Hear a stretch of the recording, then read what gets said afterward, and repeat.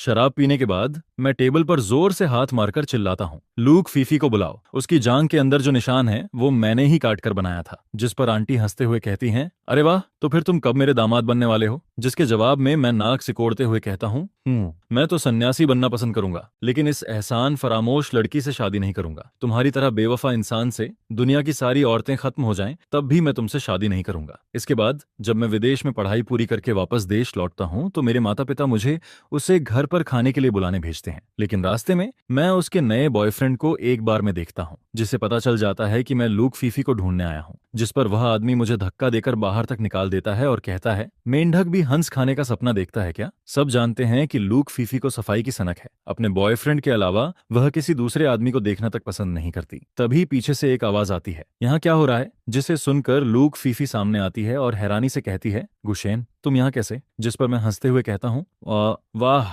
अच्छा है, मुझे तो लगा था कि तुम मुझे भूल ही गई होगी। फिर मैं उस आदमी की तरफ देखकर कहता हूँ, इस आदमी की हिम्मत कैसे हुई लूक परिवार की बड़ी बेटी से बहस करने की? जिसके जवाब में वह कहती है, क्या बात है, अभी अभी लौटे हो और इतना गुस्सा क्यों कर रहे हो? जिस पर मैं शिकायत करते हुए कहता हूँ, तुम्हें ढूंढने के लिए मुझे कितनी परेशानियों से गुजरना पड़ा, तुम्हें अंदाजा भी है? वह मुझे ध्यान से देखती है, जैसे यकीन ही नहीं कर पा रही हो कि सामने खड़ा इंसान वही गुशेन है। फिर वह कहती है, ठीक है ठीक है, ये क्या हालत बना रखी है, बिखरे हुए बाल, क्या विदेश में आजकल भिखारी आर्टिस्ट वाला स्टाइल चल रहा है? जिसके जवाब में मैं कहता हूँ, क्या ये सब तुम्हारी वजह से नहीं हुआ? जिस पर वह तुरंत कहती है, इसमें मेरा क्या कसूर है, मुझे तो अभी पता चला है कि तुम वापस आए हो। फिर मैं उसके बॉयफ्रेंड की तरफ इशारा करके कहता हूँ, तुम्हारा बॉयफ्रेंड बड़ा कमाल का है, मैं सिर्फ तुमसे मिलने आया था, लेकिन उसने मुझसे झगड़ा किया और मुझे धक्का भी दिया। लूक फीफी, लोगों को पहचानने में तुम्हारी नजर सच में कमाल की है। यह सुनते ही वह गुस्से में हानशुआन की तरफ मुड़ती है और कहती है, तुमने उस पर हाथ उठाया? किसने तुम्हें हिम्मत दी कि तुम उसे छुओ? जिस पर हानशुआन घबराकर कहता है, लूक बड़ी मिस, मेरी बात सुनिए, बात वैसी नहीं है जैसी वह बता रहा है। उसका रवैया बहुत घमंडी था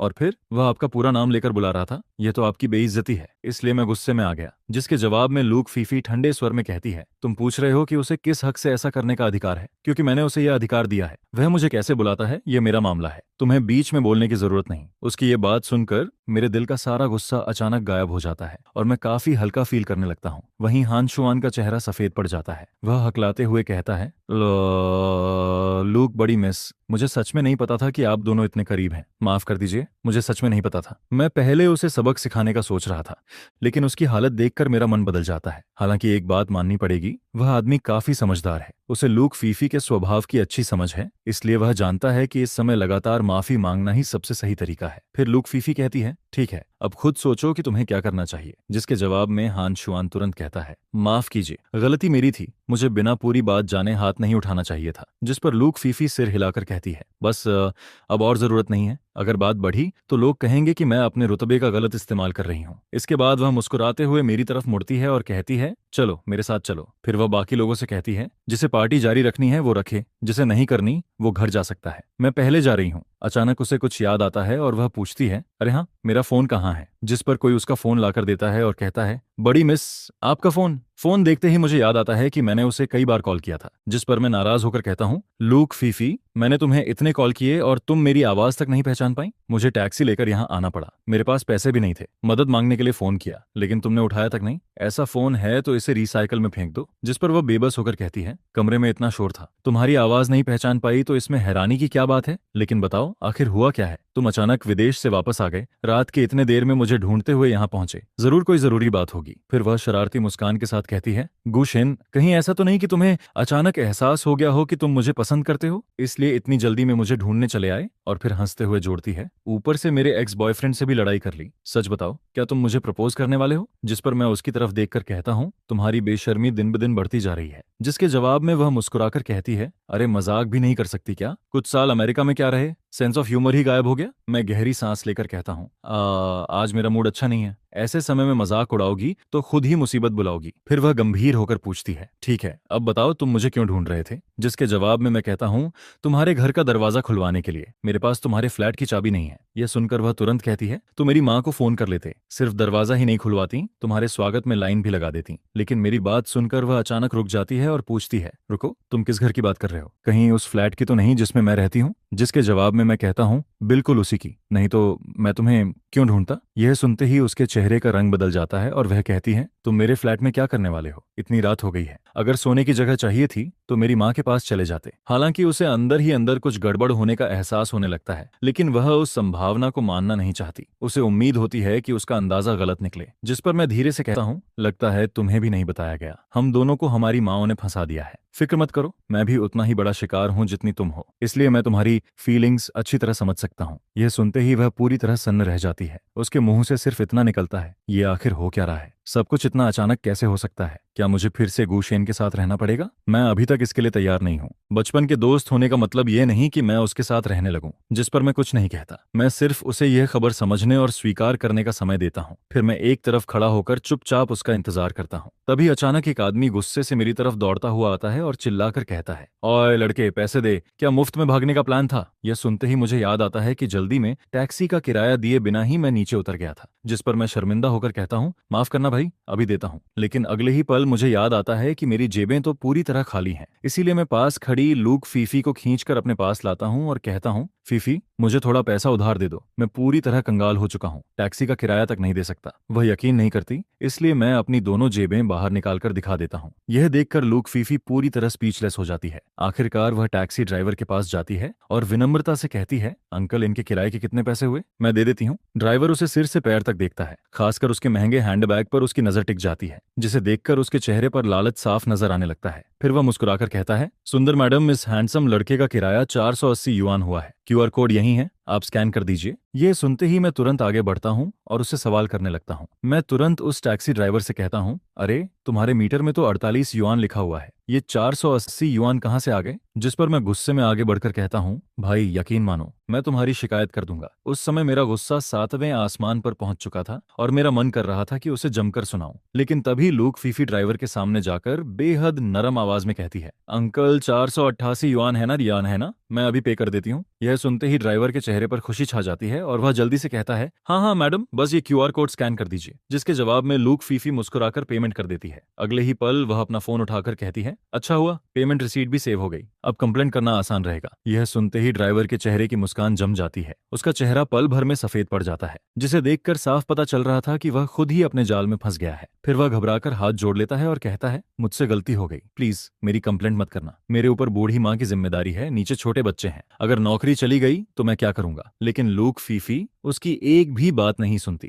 वह सीधे फोन निकालती है और किसी को कॉल कर देती है। कुछ ही देर बाद कई बॉडीगार्ड वहां पहुंच जाते हैं, जिस पर लूक फीफी उनकी तरफ देखकर कहती है, ये आदमी बहुत परेशान कर रहा है, अब इसे कैसे हैंडल करना है वो तुम लोग देख लो। जिसके जवाब में एक बॉडीगार्ड सिर झुकाकर कहता है, लूक, बड़ी मिस, आप फिक्र मत कीजिए, हम ऐसा इंतजाम करेंगे कि आप पूरी तरह संतुष्ट हो जाएं। इतना कहकर वे लोग उस ड्राइवर को घसीट कर वहां से ले जाते हैं। ड्राइवर लगातार विरोध करता रहता है, लेकिन कोई उसकी नहीं सुनता। मैं दूर खड़ा देखता हूं कि उसे एक सुनसान गली में ले जाया जा रहा है, जिसके बाद मुझे हल्की हल्की दर्द भरी चीखें सुनाई देती हैं। इसके बाद लूक फीफी मेरी तरफ देखकर कहती है, चलो घर चलते हैं। जिस पर मैं सिर हिलाता हूं और उसके साथ कार में बैठ जाता हूं। अगले ही पल इंजन की तेज आवाज गूंजती है और कार बिजली की तरह सड़क पर दौड़ पड़ती है। बहुत जल्दी हम दोनों लूक फीफी के लग्जरी अपार्टमेंट पहुंच जाते हैं। मैं अपना सामान उठाकर अंदर जाने ही वाला होता हूं कि अचानक रुक जाता हूं। फिर उसकी तरफ मुड़कर कहता हूं, वैसे मेरे फिंगरप्रिंट भी ऐड कर दो, इससे दरवाजा खोलना आसान रहेगा। जिस पर वह तुरंत नाक सिकोड़कर कहती है, बिल्कुल नहीं, मैं तुम्हारे फिंगरप्रिंट क्यों ऐड करूं? यह सुनकर मैं अपना सामान नीचे रख देता हूं और उसी की तरह हाथ बांधकर खड़ा हो जाता हूं।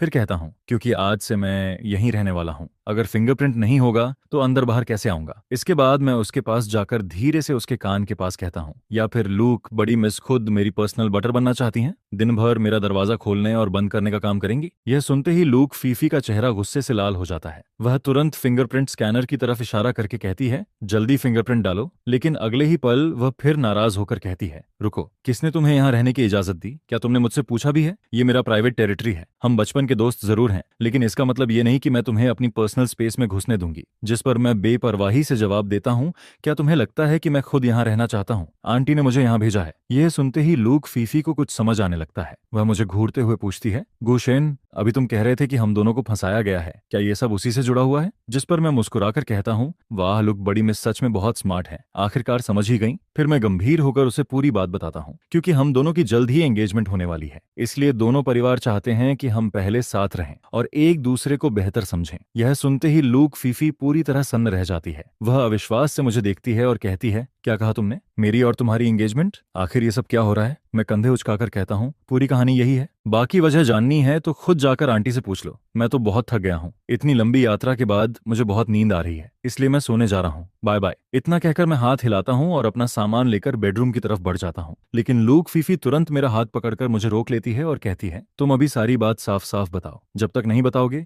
कहीं नहीं जाओगे। जिस पर मैं उसकी खींचने की ताकत का फायदा उठाकर सीधे सोफा पर गिर जाता हूँ। फिर आंखें बंद करके ऐसे लेट जाता हूँ जैसे मुझे दुनिया की किसी चीज से मतलब ही ना हो। दरअसल मैं उसे दिखाना चाहता था कि मैं सच में बहुत थका हुआ हूँ, लेकिन मेरी ये हरकत बचपन की तरह ही उसे चिढ़ाने वाली थी। कुछ देर बाद वह गुस्से में कहती है, कल सुबह मैं घर फोन करूंगी और आंटी से कहूंगी कि वे तुम्हें वापस ले जाएं। यह सुनते ही मैं तुरंत सोफा से उठ बैठता हूँ और कहता हूँ, मैंने तुम्हें पहले ही बता दिया है, आज से मैं यहीं रहूंगा। क्या तुम्हें इंसानी भाषा समझ नहीं आती? जिस पर लूक फीफी नाराज होकर कहती है, ये एंगेजमेंट वाली बात मैं कभी नहीं मानूंगी। जिसके जवाब में मैं शांत स्वर में कहता हूँ, अगर नहीं मानती तो जाकर अपने माता पिता और दादाजी से बात करो, मैं इसमें कुछ नहीं कर सकता। यह सुनते ही वह फिर चौंक जाती है और कहती है, दादाजी भी इसमें शामिल हैं? अब उसके दिमाग में सवाल ही सवाल घूम रहे थे। उसे इतना परेशान देखकर मैं कहता हूँ, कल रात घर चलकर सब बड़ों से पूछ लेना, जो समझ ना आए सीधे उनसे पूछना। लेकिन यह सुनकर वह और ज्यादा असंतुष्ट हो जाती है और कहती है, ऐसा कैसे हो सकता है कि तुम इससे बाहर रहो? नहीं, तुम भी मेरे साथ चलोगे। जिस पर मैं कंधे उचकाकर कहता हूँ, ठीक है,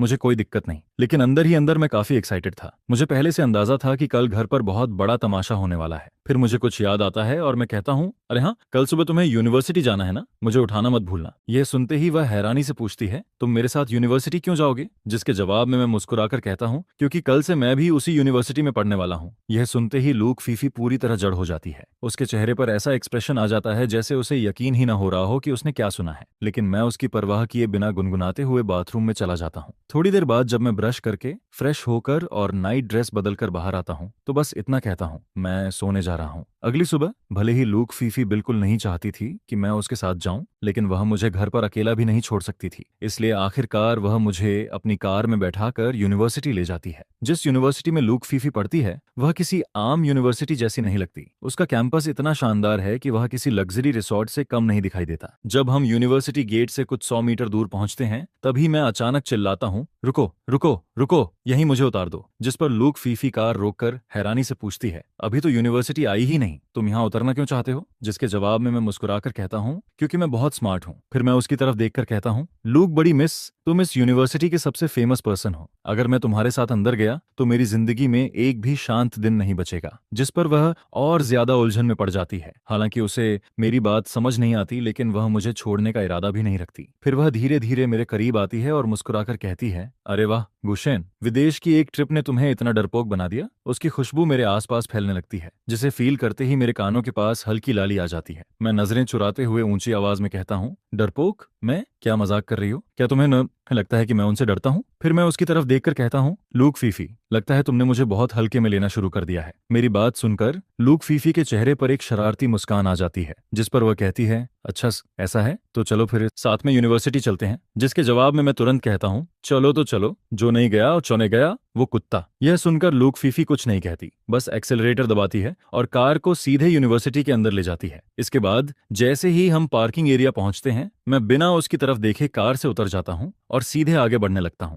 मैं आराम से कैंपस में घूमता रहता हूं, लेकिन थोड़ी देर बाद एहसास होता है कि लूक फीफी कहीं दिखाई नहीं दे रही। जिस पर मैं वापस मुड़ने का सोचता हूं, लेकिन तभी अचानक एक चश्मा पहने लड़की से टकरा जाता हूं। टक्कर लगते ही लड़की हल्की सी कराहती है। उसकी खूबसूरत आंखों में आंसुओं की हल्की चमक उभर आती है। यह देखकर मैं तुरंत माफी मांगता हूँ, सॉरी क्लासमेट, तुम्हें चोट तो नहीं लगी? जिसके जवाब में वह धीरे से मुस्कुराकर कहती है, मैं ठीक हूँ, वैसे गलती मेरी भी है, मैं भी रास्ता नहीं देख रही थी। इसके बाद वह मुझे गौर से देखती है और पूछती है, तुम नए स्टूडेंट हो क्या? मैंने तुम्हें पहले कभी यूनिवर्सिटी में नहीं देखा। जिस पर मैं हंसकर कहता हूँ, हाँ ऐसा ही समझ लो, आज मेरा यहाँ पहला दिन है। ये सुनकर वह कहती है, अगर ऐसा है तो मैं तुम्हें कैंपस घुमा देती हूँ। वैसे तुम यहाँ अकेले आए हो या किसी के साथ? मैं पहले लूक फीफी का नाम लेने वाला था, लेकिन अभी भी उससे थोड़ा नाराज था, इसलिए कह देता हूँ मैं अकेला आया हूँ। जिस पर वह मुस्कुराकर कहती है, ठीक है तो फिर मैं तुम्हारी गाइड बन जाती हूँ। जिसके जवाब में मैं कहता हूँ, बहुत बहुत धन्यवाद, तुम्हें परेशान कर रहा हूँ। फिर मैं अपना परिचय देते हुए कहता हूँ, वैसे मेरा नाम गू शेन है, और तुम्हारा? जिस पर लड़की अपनी आंखें हल्की सी मोड़ते हुए मुस्कुराती है और कहती है, हेलो गूशेन, मेरा नाम झो मियाओ है। इसके बाद हम दोनों साथ साथ कैंपस में घूमते हुए बातें करने लगते हैं। हमारी बातचीत का माहौल काफी अच्छा और आरामदायक रहता है। उधर दूसरी तरफ लूक फीफी पार्किंग से बाहर निकलती है, लेकिन उसे मेरा कहीं पता नहीं चलता। जिस पर वह भौहें सिकोड़कर मन ही मन सोचती है, गूशेन तुम सच में लोगों की टेंशन बढ़ाने में माहिर हो। पता नहीं मैं अपना मंगेतर ढूंढ रही हूँ या कोई छोटा भाई पाल रही हूँ। इसके बाद वह गहरी सांस लेती है और मुझे फोन लगाती है, लेकिन मेरा फोन लगातार बंद आता है, जिसे देखकर वह मजबूर होकर प्रिंसिपल को कॉल करती है और फिर पूरे कैंपस में मुझे ढूंढना शुरू कर देती है। उधर मुझे इस बात का बिल्कुल अंदाजा नहीं होता, क्योंकि मेरा फोन काफी पहले ही बंद हो चुका था। इसलिए मैं आराम से झू मियाओ के साथ बातें करता रहता हूँ, जबकि दूसरी तरफ लूक फीफी पूरे यूनिवर्सिटी में मुझे खोजते खोजते परेशान हो रही होती है। वह मन ही मन बड़बड़ाती है, गुशेन, अगर तुम मेरे हाथ लग गए ना तो तुम्हारी खैर नहीं। इधर मेरी और झो मियाओ की बातचीत काफी अच्छी चल रही होती है। बातों बातों में मुझे पता चलता है कि वह यूनिवर्सिटी की टॉप स्टूडेंट है। उसका नाम हमेशा रैंकिंग लिस्ट में सबसे ऊपर रहता है, जिस पर मैं मजाक करते हुए कहता हूँ, हमारी जैसी रिच किड्स वाली यूनिवर्सिटीज में ब्यूटी रैंकिंग भी जरूर होती होगी ना। फिर मैं मुस्कुराकर कहता हूँ, मुझे तो लगता है कि तुम्हें ही कैंपस क्वीन होना चाहिए। तुम खूबसूरत भी हो, पढ़ाई में भी टॉप हो और पर्सनैलिटी भी कमाल की है। यह सुनकर झो मियाओ हल्का सा शर्माती है और कहती है, थैंक यू, लेकिन मैं कैंपस क्वीन नहीं हूँ, मेरी इतनी हैसियत कहाँ। जिस पर मैं हैरानी से कहता हूँ, क्या तुम्हारे जैसी लड़की भी कैंपस क्वीन नहीं है? फिर अचानक मेरे दिमाग में एक नाम आता है और मैं कहता हूँ, रुको, कहीं इस यूनिवर्सिटी की कैंपस क्वीन लूक फीफी तो नहीं है? यह नाम सुनते ही झो मियाओ का चेहरा थोड़ा बदल जाता है। वह चश्मा ठीक करते हुए पूछती है, तुम उसे जानते हो? जिस पर मैं हंसकर कहता हूँ, थोड़ा बहुत, वैसे लगता है वह यहाँ काफी फेमस है। झो मियाओ सिर हिलाकर कहती है, हाँ, बहुत फेमस है, उसके पीछे लड़कों की लाइन लगी रहती है। कोई भी अच्छा दिखने वाला लड़का हो, वह उससे दोस्ती करने की कोशिश करती है। यह सुनकर मैं तुरंत कहता हूँ, क्या बात कर रही हो, मैं उसे पसंद करूं? बिल्कुल नहीं। जिसके जवाब में झो मियाओ हंस पड़ती है और कहती है, सच? मुझे तो लगा था कि तुम भी उसके फैंस में से एक हो। जिस पर मैं नाक सिकोड़ते हुए कहता हूँ, उस जैसी बदतमीज लड़की मुझे बिल्कुल पसंद नहीं। जो नहीं, अगर मुझे चुनना हो तो मैं तुम्हें उससे 1000 गुना बेहतर मानूंगा। फिर मैं बिना रुके कहता हूँ, उसमें खास है ही क्या, बस घर अमीर है और थोड़ी बहुत खूबसूरती है, ऊपर से गुस्सैल, जिद्दी और मूड स्विंग वाली। जो भी उससे शादी करेगा उसकी जिंदगी मुश्किल हो जाएगी। मेरी बातें सुनकर झो मियाओ पूरी तरह हैरान रह जाती है, क्योंकि शायद पहली बार उसने किसी को लूक फीफी के बारे में इस तरह बोलते हुए सुना था। वह मुझे ऐसे देखती है जैसे मैं कोई एलियन हूं, लेकिन थोड़ी देर बाद मेरे चेहरे पर मौजूद नापसंदगी देखकर वह हंस पड़ती है, जिसके बाद उसके और मेरे बीच की दूरी भी काफी कम हो जाती है। मौका देखकर मैं तुरंत कहता हूँ, वैसे मुझे अभी तक नहीं पता कि मेरी क्लास कौन सी है। झो मियाओ, अपना क्लासरूम नंबर बता दो ना, बाद में अगर कुछ समझ नहीं आया तो मैं तुम्हारे पास मदद मांगने आ जाऊंगा। मेरे हिसाब से झो मियाओ जैसी खूबसूरत और इंटेलिजेंट लड़की से दोस्ती करना बिल्कुल गलत फैसला नहीं था। कौन जाने आगे चलकर नोट्स भी काम आ जाएं। जिस पर वह मुस्कुराकर कहती है, कोई बात नहीं, मेरी क्लास तीसरी मंजिल पर है, अगर कुछ समझ ना आए तो सीधे मेरे पास आ जाना। यह सुनकर मैं खुश हो जाता हूँ। फिर चारों तरफ नजर घुमाता हूँ और देखता हूँ कि कैंपस लगभग खाली हो चुका है। ज्यादातर स्टूडेंट्स अपनी क्लासेस में जा चुके थे। जिस पर मैं झो मियाओ से कहता हूँ, ठीक है, अब मैं तुम्हें परेशान नहीं करूंगा, मुझे पहले प्रिंसिपल ऑफिस जाकर रजिस्ट्रेशन करवा लेना चाहिए, बाद में फ्री हुआ तो फिर मिलने आऊंगा, बाय बाय। इतना कहकर मैं प्रिंसिपल बिल्डिंग की तरफ बढ़ जाता हूँ। उधर प्रिंसिपल ऑफिस में एक अलग ही सीन चल रहा होता है। जैसे ही प्रिंसिपल मुझे देखते हैं, वे लगभग 3 सेकंड तक शॉक में खड़े रह जाते हैं, फिर अगले ही पल जल्दी से उठकर मेरे लिए फ्रूट्स और ड्रिंक्स मंगवाते हैं,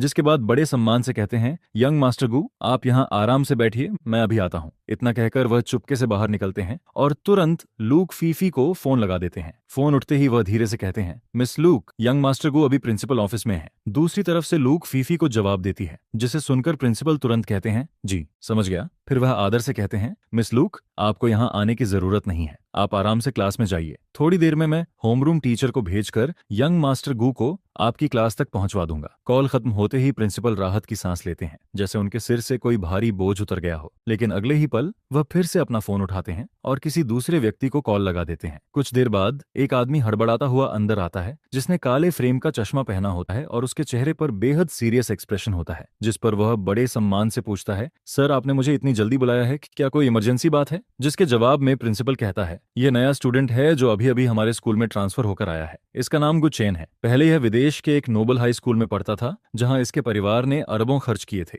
इसकी एकेडमिक परफॉर्मेंस भी बेहद शानदार रही है। आप इसे इसकी क्लास तक छोड़ आइए। ये उन रेयर स्टूडेंट्स में से है जो सीधे फिनिश लाइन पर पैदा हुए हैं, इसलिए इसे स्पेशल अटेंशन की जरूरत है। मेरी बात समझ गए ना? प्रिंसिपल की बात के पीछे छिपा मतलब वह मेल टीचर कैसे नहीं समझता, जिस पर वह तुरंत जवाब देता है, जी सर, ये बिल्कुल समझ गया। यह कहकर टीचर बड़े आज्ञाकारी तरीके से मुझे अपने साथ ले जाता है। इसके बाद मैं उसके पीछे पीछे चलते हुए क्लास के दरवाजे तक पहुंचता हूं और मन ही मन बड़बड़ाने लगता हूं। अभी प्रिंसिपल के ऑफिस में जब वह लगातार मेरी पढ़ाई की तारीफ पर तारीफ किए जा रहा था, तब मुझे हंसी रोकने के लिए अंदर से पूरी ताकत लगानी पड़ी थी, यहाँ तक कि होंठ भी काट लिया था। लेकिन कोई बात नहीं, वैसे भी इस बार मैं देश वापस पढ़ने नहीं बल्कि टाइम पास और थोड़ा मजा लेने आया हूँ, इसलिए ऐसी छोटी मोटी बातें मेरे लिए ज्यादा मायने नहीं रखती। फिर टीचर गला साफ करता है और मुझे लेकर पूरे रौब से क्लास के अंदर एंटर करता है, जिस पर वह छात्रों से कहता है, यह हमारे क्लास का नया एक्सचेंज स्टूडेंट है, इसका नाम गुचेन है। अब यह खुद अपना इंट्रोडक्शन देगा, जिस पर मैं पूरे कॉन्फिडेंस के साथ बोलता हूँ, सभी महानुभावों को नमस्कार, मेरा नाम गुचेन है,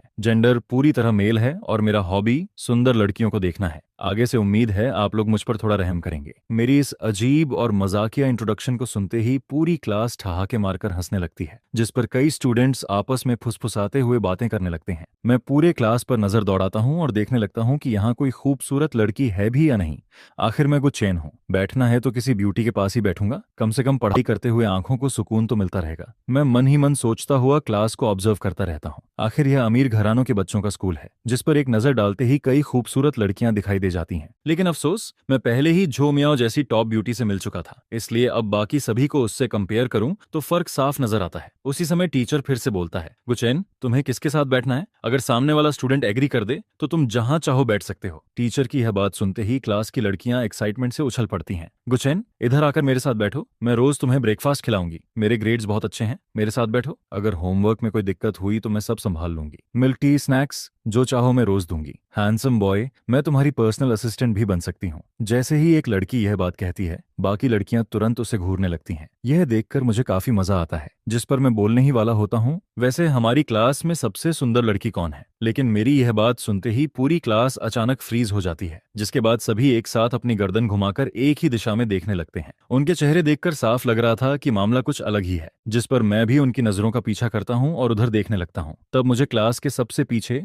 खिड़की के पास मौजूद वीआईपी सीट नजर आती है। मैं सोचता हूँ, क्या सबसे खूबसूरत लड़की आज स्कूल नहीं आई? आखिर गुचेन हूं तो निशाना भी सबसे बेहतरीन ब्यूटी पर ही लगाऊंगा। लेकिन वहां पहुंचकर देखता हूं कि दोनों सीटें खाली पड़ी हैं, जिस पर मैं मुस्कुराता हूं और आराम से जाकर खाली सीट पर बैठ जाता हूं। टीचर वेई, मैं यहीं बैठूंगा। ये सुनकर टीचर वेई का चेहरा अजीब सा हो जाता है, लेकिन फिर वह मजबूरी में कहता है, अगर तुम्हें पसंद है तो बैठ जाओ। इसके बाद वह जोर से चिल्लाता है, सब शांत हो जाओ, आगे से तुम सब सीनियर स्टूडेंट्स की तरह नए स्टूडेंट का ख्याल रखोगे, आपस में प्यार और यूनिटी बनाए रखोगे, समझ गए? जी सर, ठीक है, अब किताबें निकालो और पढ़ाई शुरू करते हैं। लेकिन इस समय किसी का भी पढ़ाई में मन नहीं लग रहा होता है। लड़कियां चोरी छिपे बार बार पीछे मुड़कर मुझे देख रही होती हैं, जबकि लड़के मुझे ऐसे घूर रहे होते हैं जैसे अभी जिंदा निकल जाएंगे। जैसे ही क्लास खत्म होती है, मैं बोर होकर लू फीफी को ढूंढने का फैसला करता हूँ। मैं देखना चाहता था कि वह यहाँ कैसी जिंदगी जी रही है, जिस पर मैं दूसरे फ्लोर पर पहुंचता हूँ और सीधे उसकी क्लास की तरफ बढ़ जाता हूँ। क्लास में झांकते ही मेरी नजर तुरंत लू फीफी पर पड़ती है, लेकिन अगले ही पल मैं देखता हूँ कि वह किसी दूसरे लड़के के साथ हंस हंस कर बातें कर रही है। यह देखकर मेरे अंदर अजीब सा जेलसी वाला फील आने लगता है। आखिर चाहे जो हो, अभी भी हमारा रिश्ता नाम का ही सही मौजूद तो है, जिस पर मैं मन ही मन गुस्से से भर जाता हूँ। लू फीफी, तुम भी कमाल करती हो। मैं आज ही नए स्कूल में आया हूँ, यहाँ किसी को नहीं जानता, इतनी दूर चलकर तुमसे मिलने आया हूँ और तुम मुझे ढूंढने की बजाय किसी और लड़के के साथ बातें कर रही हो। जितना सोचता हूँ उतना ही गुस्सा बढ़ता जाता है। फिर अचानक मेरे दिमाग में एक आइडिया आता है, जिस पर मैं हल्का सा मुस्कुराकर सोचता हूँ, लू फीफी, अगर तुमने मुझे इग्नोर किया है तो मुझे भी कुछ करने का हक है। इसके बाद मैं एक लड़की को रोककर कहता हूँ, एक्सक्यूज मी, क्या तुम लू फीफी को बाहर बुला सकती हो? बस उससे कहना कि उसका हस्बैंड उसे पकड़ने यहाँ तक आ गया है। मेरी बात सुनते ही लड़की की आंखें चमक उठती हैं। वाह, इतना बड़ा स्कैंडल, मैं अभी जाकर बताती हूँ। फिर वह एक्साइटमेंट में चिल्लाते हुए क्लास के अंदर भागती है। लू फीफी, तुम्हारा हस्बैंड तुम्हें ढूंढते हुए यहाँ आ गया है। यह सुनते ही पूरी क्लास, जो अभी तक बाजार की तरह शोर मचा रही थी, अचानक पूरी तरह शांत हो जाती है। मैं बाहर खड़ा खड़ा आसानी से इमेजिन कर सकता था कि अंदर बैठे सभी स्टूडेंट्स अभी हैरानी से आंखें फाड़े हुए होंगे। कुछ मिनट बाद लू फीफी बेहद काले पड़े चेहरे और गुस्से से भरे एक्सप्रेशन के साथ क्लास से बाहर निकल आती है। मैं हाथ हिलाकर इशारा करता हूँ कि मैं यहीं खड़ा हूँ और उसे आवाज लगाता हूँ, जिस पर लू फीफी मुझे घूरते हुए कहती है, गुचेन, आधी आंख से देखकर भी पहचान सकती हूँ कि यह सब तुम्हारी ही करतूत है, फिर से शरारत करने यहाँ चले आए हो, है ना? जिसके जवाब में मैं तुरंत बोल पड़ता हूँ, लू फीफी, तुम्हें तो बस दूसरे लड़कों के साथ खड़े होकर बातें करनी आती हैं, मेरी कोई फिक्र ही नहीं है। आज रात घर वापस चलो, फिर देखना मैं मॉम को सब बता दूंगा ताकि वह तुम्हारी अच्छी क्लास लें। यह सुनकर लू फीफी लंबी सांस छोड़ती है और दांत पीसते हुए कहती है, गुचेन, आखिर तुम कितना हंगामा मचाओगे तभी चैन मिलेगा? सुबह का हिसाब भी अभी बाकी है। गाड़ी से उतरते ही ऐसे गायब हुए जैसे पीछे भूत पड़ गए हों। फोन करके करके मेरा हाल खराब हो गया और तुमने एक कॉल तक नहीं उठाई। पता है मैं तुम्हें ढूंढते ढूंढते कितनी परेशान हुई हूँ। यह कहकर वह नाराजगी भरी नजरों से मुझे देखती है, लेकिन मेरा ध्यान उसकी बातों पर कम और उसके पीछे ज्यादा होता है, जिस पर मैं देखता हूँ कि वह लड़का जो अभी थोड़ी देर पहले लूफीफी के साथ बड़ी नजदीकियां बढ़ा रहा था, अब यहाँ तक उसके पीछे पीछे चला आया है। उसकी नजरें लगातार हमारी तरफ टिकी हुई थीं। उसे देखकर मेरे अंदर का विलन अचानक जाग उठता है, जिस पर मैं बिना कुछ सोचे लू फिफेई की कमर पकड़कर उसे अपनी तरफ खींच लेता हूँ। यह नजारा देखते ही उस लड़के का चेहरा गुस्से से लाल पड़ जाता है, उसकी मुट्ठियां कस जाती हैं, लेकिन फिर भी वह आगे बढ़ने की हिम्मत नहीं जुटा पाता। आखिर लू फैमिली की यंग मिस के सामने उसकी औकात ज्यादा नहीं थी, इसलिए वह बस वहीं खड़ा खड़ा हमें जाते हुए देखता रहता है और गुस्से से दांत पीसता रहता है। इसके बाद मैं लू फिफेई को भीड़ से दूर एक सुनसान जगह पर ले आता हूँ, जिस पर उसे आखिर समझ आता है कि मैंने क्या किया था। वह झटके से मेरा हाथ हटाती है और आंखें तरेरते हुए कहती हैं, किसने तुम्हें इतनी हिम्मत दी? मेरे साथ ऐसी बदतमीजी करने की जुर्रत कैसे हुई? क्या मैं इन दिनों तुम पर ज्यादा मेहरबान हो गई हूँ जो अब सिर पर चढ़ने लगे हो? यह सुनकर मैं तुरंत सफाई देने लगता हूँ। मैंने बस देखा कि तुम उस लड़के के साथ बड़ी क्लोज होकर बातें कर रही थी, तो थोड़ा सा जेलसी फील हो गया था, बस थोड़ा सा ही। उसी वजह से ये आइडिया दिमाग में आ गया। मैं तो बस चाहता था कि वह लड़का तुमसे दूरी बना ले, इसलिए मैंने सबको बता दिया कि तुम मेरी हो। फिर मैं दोनों हाथ उठाकर कहता हूँ, कसम से मेरा किसी को जानबूझकर परेशान करने का इरादा नहीं था। जिस पर मैं तुरंत माफी मांगते हुए बोलता हूँ, प्लीज इस बार माफ कर दो, मैं तुम्हें अच्छा खाना खिलाऊंगा। लू फिफेई फिर गुस्से में कहती है, गुचेन, क्या तुम आगे से थोड़ा कम पागलपन नहीं कर सकते? एक दिन चैन से स्कूल आकर पढ़ भी नहीं सकती मैं? मेरी बस इतनी सी इच्छा है कि आराम से स्कूल आऊं और घर चली जाऊं। क्या तुम इस छोटी सी विश को पूरा नहीं कर सकते? उसके अंदर बढ़ते गुस्से को देखकर मैं तुरंत टॉपिक बदल देता हूँ, तुम्हें भूख नहीं लगी?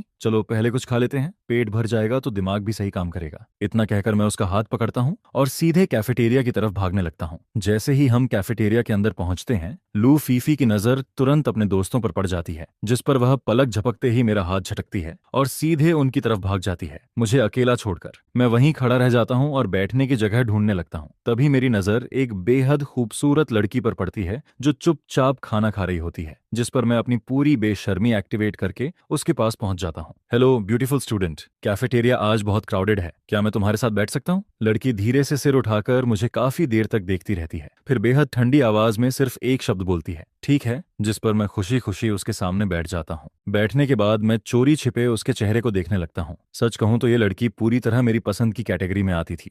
उसके अंदर एक अलग ही कोल्ड और पावरफुल ऑरा था। ऐसा पर्सनालिटी देखकर कोई भी लड़का आसानी से अट्रैक्ट हो सकता था। जितनी खतरनाक दिख रही थी उतनी ही ज्यादा मिस्टीरियस भी लग रही थी। जिस पर मैं समझदारी दिखाते हुए चुपचाप खाना खाने लगता हूँ और अपनी इमेज खराब नहीं करता। खाना खत्म होने के बाद मैं वापस क्लास में लौट आता हूँ। दोपहर का पहला सब्जेक्ट चाइनीज लिटरेचर होता है, जो मुझे किसी हॉरर मूवी से कम नहीं लगता। कुछ देर बाद अचानक मुझे एहसास होता है कि मेरे साथ वाली सीटों पर बैठे तीनों स्टूडेंट्स अब तक गायब थे और अब जाकर क्लास में पहुंचे हैं। जिस पर मैं उत्सुकता से उनकी तरफ देखने लगता हूं और अगले ही पल मेरी आंखें फैल जाती हैं। अरे, यह तो वही कोल्ड ब्यूटी है जिसके साथ मैं अभी कैफेटेरिया में बैठा था। यह देखकर मैं तुरंत खुश हो जाता हूँ। फिर मैं थोड़ा पास खिसक कर उसके कान के पास धीरे से बोलता हूँ, दुनिया सच में बहुत छोटी है, हम फिर मिल गए, काफी डेस्टिनी वाली बात है ना? लेकिन लड़की का चेहरा बिल्कुल नहीं बदलता, जिस पर वह बस एक ठंडी नजर मेरी तरफ डालती है और हल्का सा सिर हिला देती है, जैसे उसे याद हो कि मैं कौन हूँ। उसे इतना शांत देखकर मेरे अंदर की शरारत फिर जाग जाती है। मैं मुस्कुराते हुए पूछता हूँ, वैसे तुम्हारा नाम क्या है? मेरा नाम गुचेन है, मैं अभी अभी स्कूल में ट्रांसफर होकर आया हूँ। लेकिन वह मुझे पूरी तरह इग्नोर कर देती है। सिर्फ उसकी भौहें हल्की सी सिकुड़ती हैं, जिससे साफ पता चलता है कि मैं उसे परेशान कर रहा हूँ। जितना वह मुझे इग्नोर करती है उतना ही मेरा उसे छेड़ने का मन करता है। जिस पर मैं फिर बोलता हूँ, ब्यूटीफुल गर्ल, कम से कम अपना नाम तो बता दो, थोड़ा इन्फो ही दे दो। काफी देर तक मेरी बकबक सुनने के बाद आखिर उसकी पेशेंस जवाब दे देती है। वह गुस्से में एक कागज निकालती है और उस पर तेजी से 2 बड़े अक्षरों में वो शिन लिख देती है। इसके बाद वह कागज मेरी तरफ फेंक देती है। आखिर मुझे उसका नाम मिल ही जाता है, जिस पर मैं तुरंत सीधा होकर बैठ जाता हूं और एक आज्ञाकारी पप्पी की तरह चुप हो जाता हूं। अब मेरे पास मिशन कंप्लीट हो चुका था, इसलिए और कुछ बोलने की जरूरत ही नहीं थी। यह बोरिंग क्लास मेरे लिए किसी हाई डोज स्लीपिंग मेडिसिन से कम नहीं लगती है, जिस पर मेरी आंखें बार बार बंद होने लगती हैं और मैं लगातार ऊँघता रहता हूँ। दूसरी तरफ मेरे बिल्कुल बगल में बैठी वो शिन बड़े ध्यान से पढ़ाई कर रही होती है। उसकी नजरें किताब के हर शब्द पर टिकी रहती हैं। इसी दौरान टीचर मुझे भी खड़ा करके एक सवाल का जवाब देने के लिए बुलाता है। जैसे तैसे पूरा दिन गुजरता है और आखिरकार छुट्टी का समय आ जाता है। जैसे ही टीचर क्लास से बाहर जाता है, मैं तुरंत अंगड़ाई लेता हूं और सोचता हूं कि थोड़ी देर की नींद पूरी कर लूं। जिस पर मैं डेस्क पर सिर रखकर ऐसी नींद में डूब जाता हूं कि मुझे दुनिया की कोई खबर नहीं रहती। पता नहीं कितना वक्त गुजर जाता है। फिर अचानक झो मियाओ मुझे हिलाकर जगाती है, जिस पर मैं आंखें मलते हुए उठता हूं और देखता हूं कि पूरी क्लास में अब सिर्फ हम दोनों ही बचे हैं। झो मियाओ हल्की आवाज में कहती है, स्कूल खत्म हो गया है, क्या तुम अभी भी सोने का प्लान बना रहे हो? मेरा सुस्त चेहरा देखकर वह हल्का सा मुस्कुराती है और फिर कहती है, अगर जल्दी नहीं निकले तो गार्ड दरवाजा बंद कर देगा। क्या सच सच में आज रात यहीं सोने वाले हो? जिस पर मैं तुरंत सिर हिलाता हूँ और जल्दी से खड़ा हो जाता हूँ। लेकिन क्लास से बाहर निकलने से पहले मैं पलटकर उसकी तरफ देखता हूँ और कहता हूँ, मुझे जगाने के लिए थैंक्स। फिर मैं मुस्कुराकर कहता हूँ, मैं चलता हूँ, काफी देर हो गई है, तुम भी जल्दी घर चली जाना। लड़कियों के लिए देर तक बाहर रहना सेफ नहीं होता। इतना कहकर मैं वहां से निकल जाता हूँ। जिसके बाद झो मियाओ अपनी सीट पर बैठी बैठी मेरी जाती हुई पीठ को देखती रहती है और उसके चेहरे पर हल्की सी मुस्कान बनी रहती है। क्लास से बाहर निकलते ही मैं फोन निकालकर लू फिफेई को कॉल करता हूँ, लेकिन चाहे जितनी बार कॉल करूं वह फोन नहीं उठाती।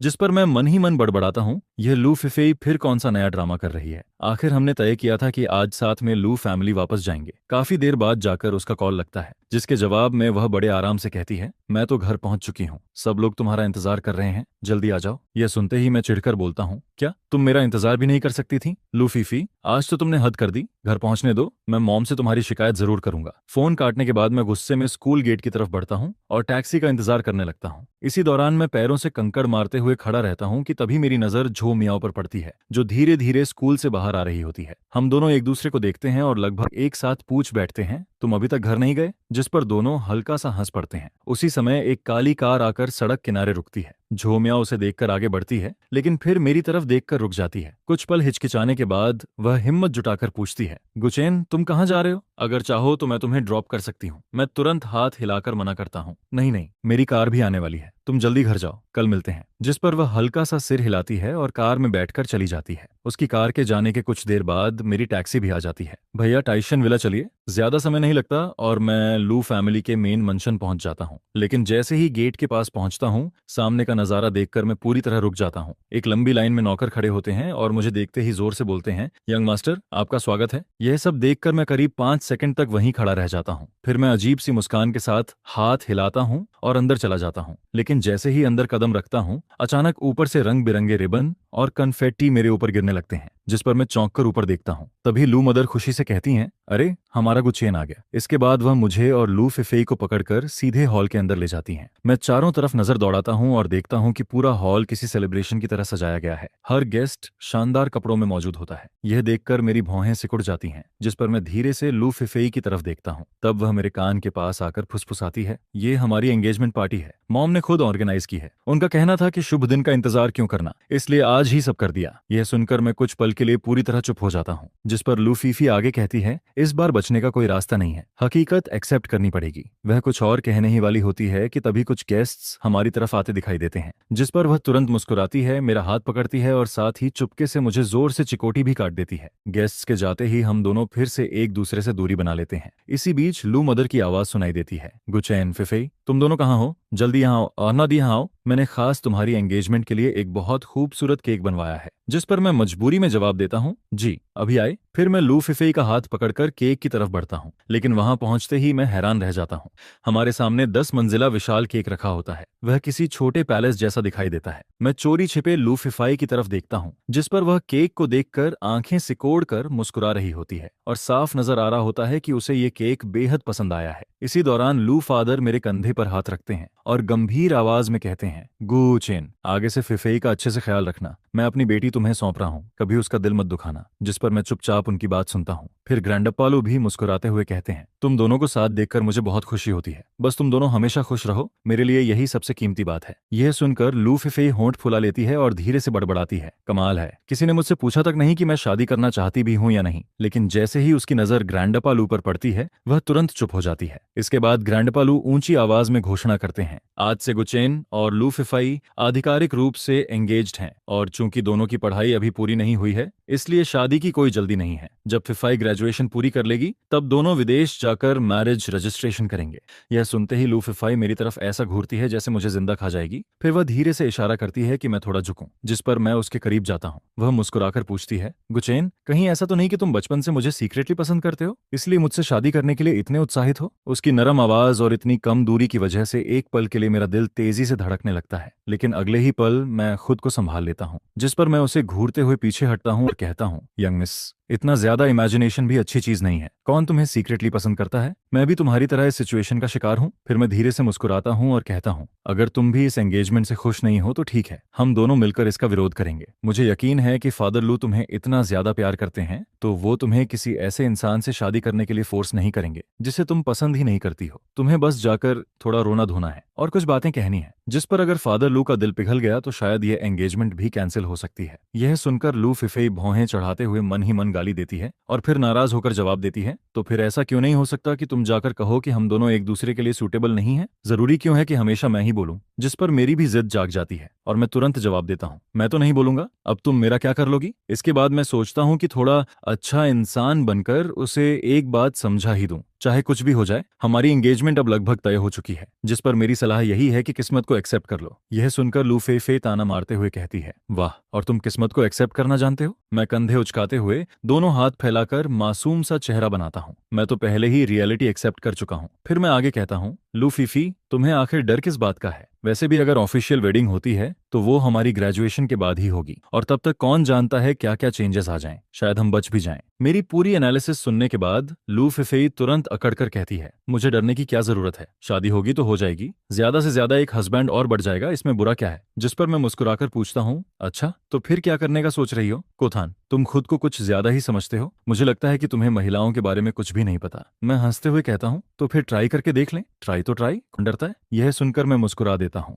मुझे उम्मीद नहीं थी कि तुम खुद अपनी वैल्यू इतनी आसानी से कम कर दोगी। फिर मैं मजाकिया अंदाज में कहता हूँ, मेरी प्यारी लू फीफी, जब तुम इतनी एंथुजियास्टिक हो तो मैं भी मना नहीं करूंगा। जिस पर मैं उसके करीब जाने ही वाला होता हूँ कि अचानक मुझे ऐसा फील होता है जैसे अरस्य कल्स जैसे अनगिनत नजरें हमारी तरफ देख रही हों। यह महसूस करते ही मैं तुरंत उसे छोड़ देता हूँ और दोनों के बीच दूरी बना लेता हूँ। इसके बाद जब मैं चारों तरफ देखता हूँ तो पता चलता है कि लगभग सारे गेस्ट्स हमें ही घूर रहे हैं। लू फिफे का चेहरा शर्म से लाल हो जाता है। अभी थोड़ी देर पहले बहस में हम इतने खो गए थे कि यह तक भूल गए कि हम एंगेजमेंट पार्टी के बीचों बीच खड़े हैं। जिस पर पीछे से एल्डर्स की हल्की फुल्की हंसी सुनाई देती है। यह देखकर मैं तुरंत लू फिफे का हाथ पकड़ता हूँ और उसे लेकर बाहर की तरफ भाग जाता हूँ। बाहर आते ही वह गुस्से में कहती है, सब तुम्हारी वजह से हुआ है। दिन दहाड़े मुझे दीवार से लगाकर खड़े कर दिया, अब सब लोगों ने देख लिया, बताओ अब क्या करें? मैं बेफिक्र अंदाज में कंधे उचकाकर जवाब देता हूँ, अब इस बात को लेकर बहस करने का क्या फायदा? आखिर यह हमारी एंगेजमेंट पार्टी ही तो थी। अगर हम थोड़ा क्लोज हो गए तो उसमें कौन सी बड़ी बात है? बात करते करते हम अपार्टमेंट तक पहुंच जाते हैं। जिस पर जब मैं फिंगरप्रिंट से डोर अनलॉक करने लगता हूं तभी लू फिफे का फोन बजता है। कॉल उसकी मां की होती है। कॉलर आईडी देखते ही उसके सिर में दर्द होने लगता है और मन में एक अजीब सा बैड फीलिंग उठने लगता है। फिफे, एक बात बताना भूल गई थी, तुम्हारे अपार्टमेंट में मैंने थोड़ी रेनोवेशन करवाई है। अब तुम दोनों फियांसी हो, इसलिए आगे से एक ही रूम में सोना, तभी रिलेशनशिप जल्दी डेवलप होगा, समझी? यह सुनकर लू फिफे लगभग चिल्ला पड़ती है, माँ, आपने मेरी परमिशन के बिना घर में लोगों को कैसे भेज दिया? उसी समय मैं घर के अंदर कदम रखता हूँ और चारों तरफ नजर दौड़ाता हूँ। फिर हैरानी से पूछता हूँ, रुको, घर का लेआउट ऐसा क्यों लग रहा है? कहीं चोरी तो नहीं हो गई? जिस पर लू फे तुरंत पूरी बात समझ जाती है। वह ठंडी हंसी हंसते हुए कहती है, माँ, कहीं आपने कोथन का रूम तो नहीं हटवा दिया? बिल्कुल हटवाया है, मदर लू पूरी सीरियसनेस के साथ जवाब देती हैं। मैं नहीं चाहती कि तुम दोनों अलग अलग सो, अब से एक ही बेड पर सोना होगा, समझे? इसके बाद वह धमकी भी देती हैं, अगर मेरी बात नहीं मानी तो मैं दोनों को तुरंत विदेश भेज दूंगी। वहां लोग जल्दी शादी कर लेते हैं, इसलिए सोच समझकर फैसला लेना। जी माँ, समझ गए? फिर मदर लू रहस्यमयी आवाज में कहती हैं, वैसे मैंने तुम दोनों के लिए बेड पर एक गिफ्ट भी रखा है, बाद में खोलकर देखना। यह कहकर वह तुरंत कॉल काट देती हैं। जिस पर लू फिफे का अनईजी फीलिंग और भी बढ़ जाता है। फिर जब हम बेडरूम में पहुंचते हैं तो देखते हैं कि बेड के ऊपर एक बहुत बड़ा कार्डबोर्ड बॉक्स रखा हुआ है। मैं उत्साहित होकर उसके पास जाता हूँ। वाह, मॉम ने तो बड़ा बढ़िया गिफ्ट भेजा है। इसके बाद मैं बॉक्स खोलता हूँ, लेकिन अंदर का सामान देखकर एकदम शॉक हो जाता हूँ। पूरा बॉक्स कंडोम से भरा हुआ होता है। मैं कुछ सेकंड तक उसे घूरता रहता हूँ, यह क्या है? जिस पर लू फिफे भी क्यूरियस होकर पास आती है, क्या हुआ, ऐसा क्या देख लिया? लेकिन जैसे ही वह बॉक्स के अंदर झांकती है उसका चेहरा तुरंत लाल हो जाता है। उसकी नजरें इधर उधर भटकने लगती हैं और वह एक शब्द तक नहीं बोल पाती। हम दोनों कुछ देर तक एक दूसरे को देखते रहते हैं, फिर अचानक ऑकवर्ड हंसी निकल जाती है। मैं नीचे बॉक्स की तरफ देखते हुए कहता हूँ, इसमें तो कम से कम कई 100 पीसेज होंगे। फिर मैं मजाक में जोड़ देता हूँ, इतने सारे खरीद लिए, इन्हें खत्म करने में तो उम्र निकल जाएगी। जिस पर लू फिफे तुरंत भड़क जाती है, कौन तुम्हारे साथ यूज करेगा? तुम हमेशा खुद को इतना पावरफुल क्यों समझते हो? मैं हंसते हुए जवाब देता हूँ, अरे इसमें शर्माने वाली क्या बात है, वैसे भी हम फ्यूचर हस्बैंड वाइफ हैं, तुम सच में बड़े शेमलेस हो। जिस पर हम दोनों फिर से मजाक मस्ती में बहस करने लगते हैं। कुछ देर बाद मैं गंभीर होकर पूछता हूँ, अच्छा अब बताओ रात को सोने का क्या अरेंजमेंट होगा? यह सुनते ही लू फिफे के चेहरे की मुस्कान गायब हो जाती है। साफ दिखाई देता है कि उसके पास भी कोई अच्छा आइडिया नहीं है। मैं थोड़ी देर सोचता हूँ, फिर कहता हूँ, वैसे भी काफी देर हो चुकी है, तुम बेड पर सो जाओ, मैं बाहर सोफा पर सो जाऊंगा, बस यही फाइनल है, गुड नाइट। इतना कहकर मैं उसे जवाब देने का मौका तक नहीं देता और अपना पिलो उठाकर सीधे लिविंग रूम की तरफ निकल जाता हूँ। अगली सुबह मैं जल्दी उठ जाता हूँ। ब्रशिंग और फ्रेश होने के बाद सोफा पर बैठकर लू फीफी का इंतजार करते हुए फोन स्क्रॉल करने लगता हूँ, लेकिन काफी देर तक उसका कोई नामो निशान नहीं दिखता, जिस पर मैं मजबूर होकर बेडरूम के डोर तक जाता हूँ और नॉक करता हूँ। अंदर से कोई जवाब नहीं आता। फिर मैं सीधे डोर खोलकर अंदर चला जाता हूँ। लू फीफी जल्दी उठो, कॉलेज के लिए लेट हो जाएगा। यह सुनते ही वह घबराकर उठ बैठती है। क्या लेट हो गया क्या? कुछ ही मिनटों बाद वह पूरी तरह तैयार होकर रूम से बाहर निकलती है और जल्दी चलने के लिए कहती है। मैं सिर हिलाता हूँ और फिर हम दोनों तेजी से कॉलेज की तरफ निकल पड़ते हैं। कॉलेज पहुंचने पर राहत की सांस निकलती है, क्योंकि क्लास शुरू होने में अभी भी पूरे 5 मिनट बाकी होते हैं। मैं अपनी सीट पर बैठते हुए कहता हूँ, बच गए, लेट मार्क नहीं हुए। जिस पर युशिन हल्की मुस्कान के साथ कहता है, गुड मॉर्निंग। फिर वह मेरी तरफ देखकर मुस्कुरा देता है। सिर्फ उसकी हल्की सी स्माइल भी कुछ पल के लिए मेरा ध्यान भटका देती है। इसके तुरंत बाद क्लास बेल बजती है, लेक्चरर अंदर आते हैं और लेक्चर शुरू हो जाता है। एक और बोरिंग और फीके दिन की शुरुआत होती है। क्लास आधी ही हुई होती है कि मुझे घुटन सी फील होने लगती है। मेरा मन कहीं टेक ही नहीं रहा होता, जैसे बादलों में उड़ रहा हो, जिस पर मैं बिना ज्यादा सोचे एक बहाना बनाता हूँ और सीधे क्लास बंक करके निकल जाता हूँ। मैं सोचता हूँ कि कॉलेज गेट के बाहर थोड़ा घूम फिर लूं, शायद मूड फ्रेश हो जाए। लेकिन जैसे ही मेन गेट के पास पहुंचता हूँ और खुशी खुशी बाहर निकलने लगता हूँ, तभी सिक्योरिटी गार्ड मुझे रोक देता है। गार्ड अंकल सख्त चेहरे के साथ कहते हैं, अरे स्टूडेंट, तुम्हें बाहर जाने की परमिशन नहीं है, पहले लीव परमिशन स्लिप दिखाओ। मैं सिर खुजाते हुए जवाब देता हूँ, अंकल मेरे पास लीव स्लिप तो नहीं है, लेकिन मुझे सच में जरूरी काम से बाहर जाना है। मैंने लेक्चरर को भी बता दिया है। जिस पर गार्ड अंकल बिना नरम पड़े जवाब देते हैं, मुझे सिर्फ लीव स्लिप चाहिए, अगर नहीं है तो बाहर जाने की कोशिश भी मत करना, या फिर अपने क्लास टीचर को कॉल करो, वो सीधे मुझसे बात कर लें। यह सुनकर मैं अंदर ही अंदर परेशान हो जाता हूँ। आखिर मैं क्लास बंक करके निकल रहा हूँ। अब अगर लेक्चरर को खुद कॉल करूँ तो कल का सूरज देखना भी मुश्किल हो जाएगा। यह गार्ड अंकल तो जरूरत से ज्यादा स्ट्रिक्ट निकलते हैं, जिस पर मैं बहस करना छोड़ देता हूँ, मुड़कर वापस जाता हूँ और फिर एक सुनसान दीवार के पास पहुंचकर सीधे बाउंड्री वॉल फांदकर बाहर निकल जाता हूँ। बाहर निकलते ही न जाने क्यों मेरा दिमाग गर्म हो जाता है। मैं तुरंत फोन निकालता हूँ और सीधे प्रिंसिपल को कॉल लगा देता हूँ। हेलो प्रिंसिपल सर, मैं कोथान बोल रहा हूँ। हमारे स्कूल के सिक्योरिटी गार्ड्स तो बहुत ही डेडिकेशन के साथ काम कर रहे हैं। इतना कहकर मैं प्रिंसिपल के जवाब का इंतजार तक नहीं करता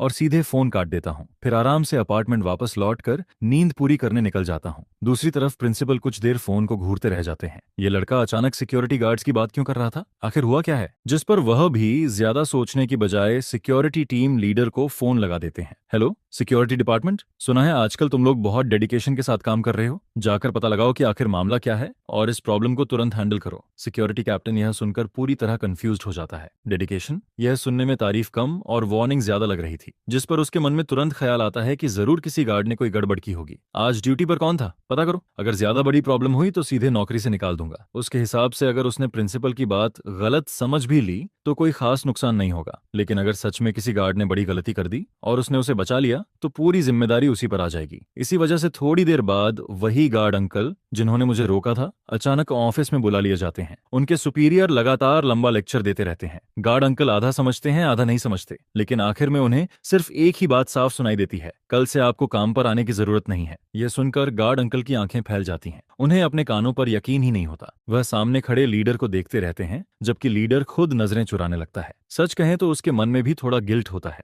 गार्ड अंकल वहीं खड़े रह जाते हैं, जैसे उनकी दुनिया रुक गई हो। उन्हें समझ नहीं आता कि उन्होंने तो सिर्फ अपनी ड्यूटी ठीक से निभाई थी, फिर यह सब कैसे हो गया। उसी समय एक मीठी सी लड़की की आवाज सुनाई देती है। हेलो अंकल, आप यहाँ ऐसे उदास खड़े क्या कर रहे हैं? गार्ड अंकल मुड़कर देखते हैं तो सामने चश्मा पहने झो मियाओ खड़ी होती है। उन्हें देखते ही गार्ड अंकल सम्मान से कहते हैं, यंग मिस। यह सुनकर झो मियाओ हंस पड़ती है। मैं कोई रिच फैमिली की यंग मिस नहीं हूं अंकल, मैं भी एक साधारण परिवार की लड़की हूं, इसीलिए मेरे साथ इतना फॉर्मल होने की जरूरत नहीं है। यह सुनकर गार्ड अंकल को उससे अपनापन महसूस होने लगता है। उन्हें लगता है कि यह लड़की भी उनकी तरह एक आम इंसान है। फिर वह मुस्कुराकर कहते हैं, थैंक यू बेटी, तुम खूब मेहनत से पढ़ाई करना, तुम्हारा फ्यूचर बहुत ब्राइट होना चाहिए। झो मियाओ भी उनकी बात ध्यान से सुनती है, जिस पर गार्ड अंकल आखिरकार सारी कहानी शुरू से लेकर अंत तक उसे बता देते हैं। पूरा किस्सा सुनने के बाद झो मियाओ की भौहें कसकर सिकुड़ जाती हैं। फिर वह उनके कंधे पर हाथ रखकर कहती है, अंकल चिंता मत कीजिए, अब मुझे पूरी बात समझ आ गई है। आज आप घर जाकर आराम कीजिए, इस मामले का सही जवाब जरूर मिलेगा। मैं वादा करती हूँ आपकी नौकरी नहीं जाएगी। गार्ड अंकल कुछ कह पाते उससे पहले ही झो मियाओ तेजी से वहां से निकल जाती है। इसके बाद वह सीधा उस क्लासरूम की तरफ भागती है जहां मैं होना चाहिए था। वहां पहुंचकर वह एक फीमेल स्टूडेंट को रोकती है जो क्लास में जाने वाली होती है। एक्सक्यूज मी, क्या तुमको थान को बाहर बुला सकती हो? लड़की सिर हिलाकर मान जाती है और क्लासरूम के अंदर चली जाती है, लेकिन कुछ देर बाद वह वापस बाहर आकर माफी मांगते हुए कहती है, सॉरी, को थान क्लास में नहीं है, शायद बाद में आकर देखना पड़ेगा। ठीक है, थैंक यू। अगली सुबह मैं बहुत फ्रेश मूड में उठता हूँ, फिर लू फिफेई के साथ कॉलेज के लिए निकल जाता हूँ। जैसे ही मेन गेट के पास पहुंचता हूँ, मैं आदत के मुताबिक सिक्योरिटी बूथ की तरफ देखता हूँ, लेकिन वहां मुझे एक नया गार्ड दिखाई देता है। मैं 3 सेकंड तक हैरान खड़ा रहता हूँ, फिर ज्यादा ध्यान दिए बिना आगे बढ़ जाता हूँ। इसके बाद जैसे ही एकेडमिक बिल्डिंग में पहुंचता हूँ, सामने झो मियाओ खड़ी दिखाई देती है। मैं खुशी से उसकी तरफ दौड़ता हूँ। अरे झो मियाओ, बहुत दिनों बाद मिले हैं, गुड मॉर्निंग। लेकिन मेरी बात सुनते ही उसकी भौहें सिकुड़ जाती हैं। वह मेरी तरफ देखती तक नहीं, बल्कि गुस्से भरी नजरों से घूरती रहती है। यह देखकर मेरी रीढ़ तक ठंडी पड़ जाती है, जिस पर मैं हैरानी से पूछता हूँ, क्या हुआ? किसी ने तुम्हें परेशान किया है क्या? बताओ कौन है, मैं अभी उसकी खबर लेता हूँ। लेकिन झो मियाओ झुंझलाकर जवाब देती है, मुझे किसी ने परेशान नहीं किया, बस मेरा मूड अच्छा नहीं है, और वैसे भी मैं कुछ कर नहीं सकती, आखिर मैं तुम्हारी तरह नहीं हूँ। वह ताना मारते हुए आगे कहती है, कोई यंग मास्टर के लिए तो पूरी दुनिया घूमती है, अगर तुम्हारा मूड थोड़ा भी खराब हो जाए तो किसी न किसी को उसकी कीमत चुकानी पड़ती है ना? इतना कहकर वह मुझे एक नजर तक नहीं देती और सीधे वहां से चली जाती है। मैं 5 सेकंड तक वहीं खड़ा रह जाता हूँ। उसका यह अजीब बिहेवियर मेरे सिर के ऊपर से निकल जाता है। यह आखिर हुआ क्या है? इसके बाद मैं क्लासरूम में जाकर अपनी सीट पर बैठ जाता हूँ, लेकिन मन अभी भी परेशान रहता है। तभी यूशिन मेरी तरफ देखता है और पूछता है, क्या हुआ? तुम इतने परेशान क्यों लग रहे हो? यह सुनकर मुझे जैसे अपना दुख सुनाने वाला इंसान मिल जाता है। मैं तुरंत उसकी तरफ देखकर कहता हूँ, यार जरा बताओ तो सही, आखिर झो मियाओ मुझसे इतनी नाराज क्यों है? यह सवाल सुनते ही यूशिन कुछ पल के लिए पूरी तरह चुप रह जाता है। वह वहीं का वहीं खड़ा रह जाता है और काफी देर तक चुप रहता है, जिस पर उसकी आंखों में हल्की घबराहट देखकर मुझे अचानक याद आता है कि मैंने अभी तक उसे पूरी कहानी बताई ही नहीं है। सच में मैं भी कभी कभी गोल्डफिश दिमाग वाला इंसान बन जाता हूँ। इसके बाद जब वो हम मेरी पूरी बात ध्यान से सुन लेता है तो उसके चेहरे पर सोच में डूबा हुआ एक्सप्रेशन आ जाता है। फिर वह मुझसे पूछता है, अभी तुमने बताया था ना कि कल क्लास बंक करके बाहर निकलने के बाद तुमने प्रिंसिपल को कॉल किया था? मैं सिर हिलाकर जवाब देता हूँ, हाँ। जिस पर वह फिर पूछता है, और उस कॉल में तुमने आखिर कहा क्या था? मैं ठुड्डी सहलाते हुए थोड़ा सोचता हूँ, फिर जवाब देता हूँ, कुछ खास नहीं। उस समय पता नहीं क्यों खून गर्म हो गया था, इसलिए मैंने प्रिंसिपल को कॉल करके बस इतना कहा कि हमारी स्कूल सिक्योरिटी टीम बहुत डेडिकेशन के साथ काम कर रही है, बस। इसके अलावा मैंने कुछ नहीं कहा। यह सुनकर वो हम काफी देर तक सोचता रहता है, फिर लंबी सांस छोड़ते हुए मेरी तरफ देखता है। मुझे लगता है प्रिंसिपल तुम्हारी बात समझ ही नहीं पाए होंगे, जिस पर उन्होंने नीचे वालों से पूछताछ शुरू कर दी होगी और फिर नीचे वालों ने उनकी बात का गलत मतलब निकाल लिया होगा। मैं हैरानी से उसकी तरफ देखता हूँ। तो झो मियां इतनी गुस्सा क्यों है? वो हम जवाब देता है, मुझे लगता है वजह सिंपथी है। सिंपथी? मैं और भी कंफ्यूज्ड हो जाता हूँ, जिस पर वो हम कहता है, तुम्हें झो मियां के बारे में नहीं पता क्या? मैं तुरंत उत्सुक हो जाता हूँ, नहीं, लेकिन तुम्हारी उससे अच्छी फ्रेंडशिप लगती है, जल्दी बताओ। इसके बाद वो हम मुझे झो मियाओ के बारे में बताना शुरू करता है। झो मियाओ के एंट्रेंस एग्जाम मार्क्स बहुत शानदार थे, इसलिए स्कूल ने खुद उसे यहाँ इनवाइट किया था। उसे काफी बड़ी स्कॉलरशिप भी मिली हुई है। मैं सिर हिलाता हूँ, जिस पर वह आगे बताता है, लेकिन उसने यह ऑफर इसलिए एक्सेप्ट किया क्योंकि उसके घर की फाइनेंशियल कंडीशन बहुत खराब है। यह सुनकर मैं चौंक जाता हूँ। सच में? लेकिन उसे देखकर तो कभी नहीं लगता कि वह गरीब फैमिली से है। असल में झो मियाओ की पर्सनालिटी इतनी एलिगेंट है कि वह जो भी कपड़े पहनती है सब एक्सपेंसिव लगते हैं। वो हम फिर आगे कहता है, बिल्कुल सच है, बहुत लोग उसकी फैमिली बैकग्राउंड जानते हैं। उसका परिवार साधारण है और वह सिंगल पेरेंट फैमिली में बड़ी हुई है। वह थोड़ा रुककर फिर कहता है, सुना है उसकी माँ को पहले काम के दौरान कुछ अमीर लोगों ने बहुत परेशान किया था, जिस पर झो मियाओ को रिच पीपल से काफी नफरत हो गई। यह सुनकर मेरे दिमाग में जैसे बिजली सी कौन जाती है। अब मुझे समझ आने लगता है कि झो मियाओ मुझसे इतना नाराज क्यों थी। वो हम फिर कहता है, तुमने नोटिस किया होगा कि स्कूल में कई लड़के उसे प्रपोज करते हैं। मैं सिर हिलाता हूँ, लेकिन उनमें से ज्यादातर रिच फैमिली के लड़के होते हैं, इसीलिए बिना सोचे भी समझा जा सकता है कि उन सबको सीधे रिजेक्ट कर दिया जाता है। मैं उत्सुक होकर पूछता हूँ, अगर कोई रिच फैमिली से ना हो तब? वो हम कंधे उचकाता है, पता नहीं, ऐसा केस शायद कभी हुआ ही नहीं। आखिर हमारा यूनिवर्सिटी एलीट यूनिवर्सिटी है। यहाँ या तो लोग बहुत अमीर हैं या फिर एक्स्ट्रा ऑर्डिनरी टैलेंट की वजह से आए हैं, और जो पढ़ाई में अच्छे लड़के होते हैं उनमें अक्सर कॉन्फिडेंस की कमी होती है, इसलिए कोई जाकर उससे कन्फेस नहीं करता। यह सुनकर मैं धीरे से सिर हिलाता हूँ।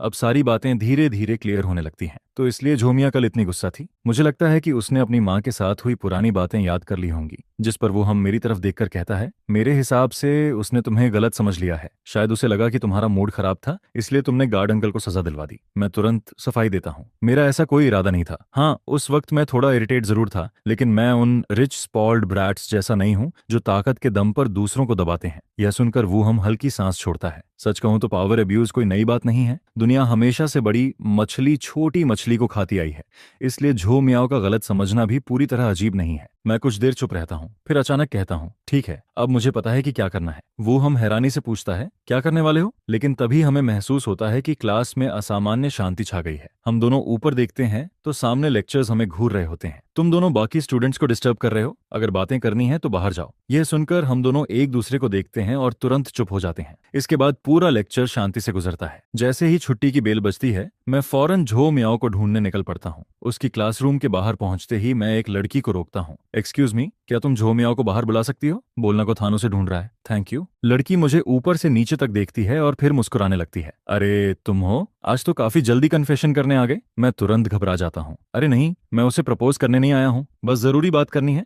जिस पर वह हंसते हुए कहती है, ठीक है, इतने हैंडसम हो तो मैं हेल्प कर देती हूँ। वैसे मुझे लगता है तुम्हारे चांसेस काफी अच्छे हैं। यह कहकर वह क्लासरूम के अंदर चली जाती है। कुछ सेकंड बाद उसकी आवाज अंदर से सुनाई देती है, झो मियाओ, बाहर एक हैंडसम लड़का तुम्हें बुला रहा है। उसका नाम कुथान है। मैं बाहर खड़ा इंतजार करता रहता हूँ। मन में डर भी होता है कि कहीं झो मियाओ आने से मना न कर दे, लेकिन मेरी उम्मीद के विपरीत वह सच में बाहर आ जाती है। वह शांत चेहरे के साथ पूछती है, मुझसे कोई काम था? उसकी ठंडी आवाज सुनकर मेरे दिल में अजीब सा खालीपन महसूस होता है। मुझे पता होता है कि वह अभी भी गार्ड अंकल वाली बात को लेकर नाराज है। जिस पर मैं गंभीर होकर कहता हूँ, क्या तुम मुझे कुछ मिनट दे सकती हो? कहीं और चलकर बात करते हैं। वह बिना कुछ कहे सिर हिला देती है। इसके बाद हम दोनों क्लासरूम से दूर टीचिंग बिल्डिंग के पास खाली मैदान में पहुंच जाते हैं। मैं चारों तरफ ध्यान से देखता हूँ। जब यकीन हो जाता है कि आसपास कोई नहीं है, तब मैं उसकी आंखों में देखकर गंभीर आवाज में बोलता हूँ, गार्ड अंकल वाली घटना में मेरा कोई हाथ नहीं है। मैंने ऐसा कुछ भी नहीं करवाया। मैं थोड़ा रुकता हूँ और फिर आगे कहता हूँ, लेकिन तुम चिंता मत करो, मैं इस मामले को खुद हैंडल करूंगा। इसके बाद मेरी आवाज थोड़ी सख्त हो जाती है, लेकिन झो मियाओ,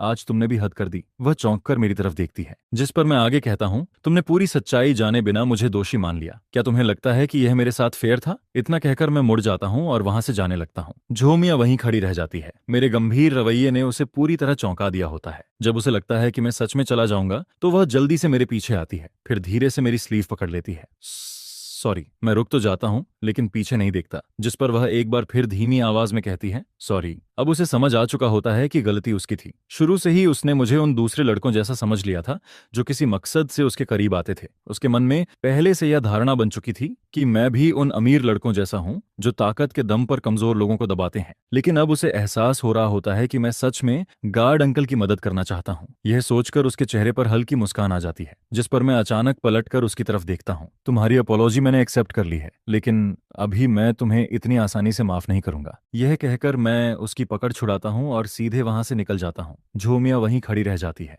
वह काफी देर तक मेरी जाती हुई पीठ को देखती रहती है और समझ ही नहीं पाती कि अभी अभी क्या हुआ। इसके बाद मैं सीधे प्रिंसिपल ऑफिस की तरफ बढ़ता हूं। बेल कब की बज चुकी होती है, लेकिन मुझे उसकी बिल्कुल परवाह नहीं होती। मैं बिना रुके सीधा प्रिंसिपल ऑफिस में घुस जाता हूं और जोर से बोल पड़ता हूं, चाचू, मुझे आपसे कुछ बात करनी है। सॉरी सर, मैं को थ्यूगिया को बिल्कुल भी नहीं रोक पाया। जिस पर प्रिंसिपल परेशान होकर अपना माथा मलने लगता है।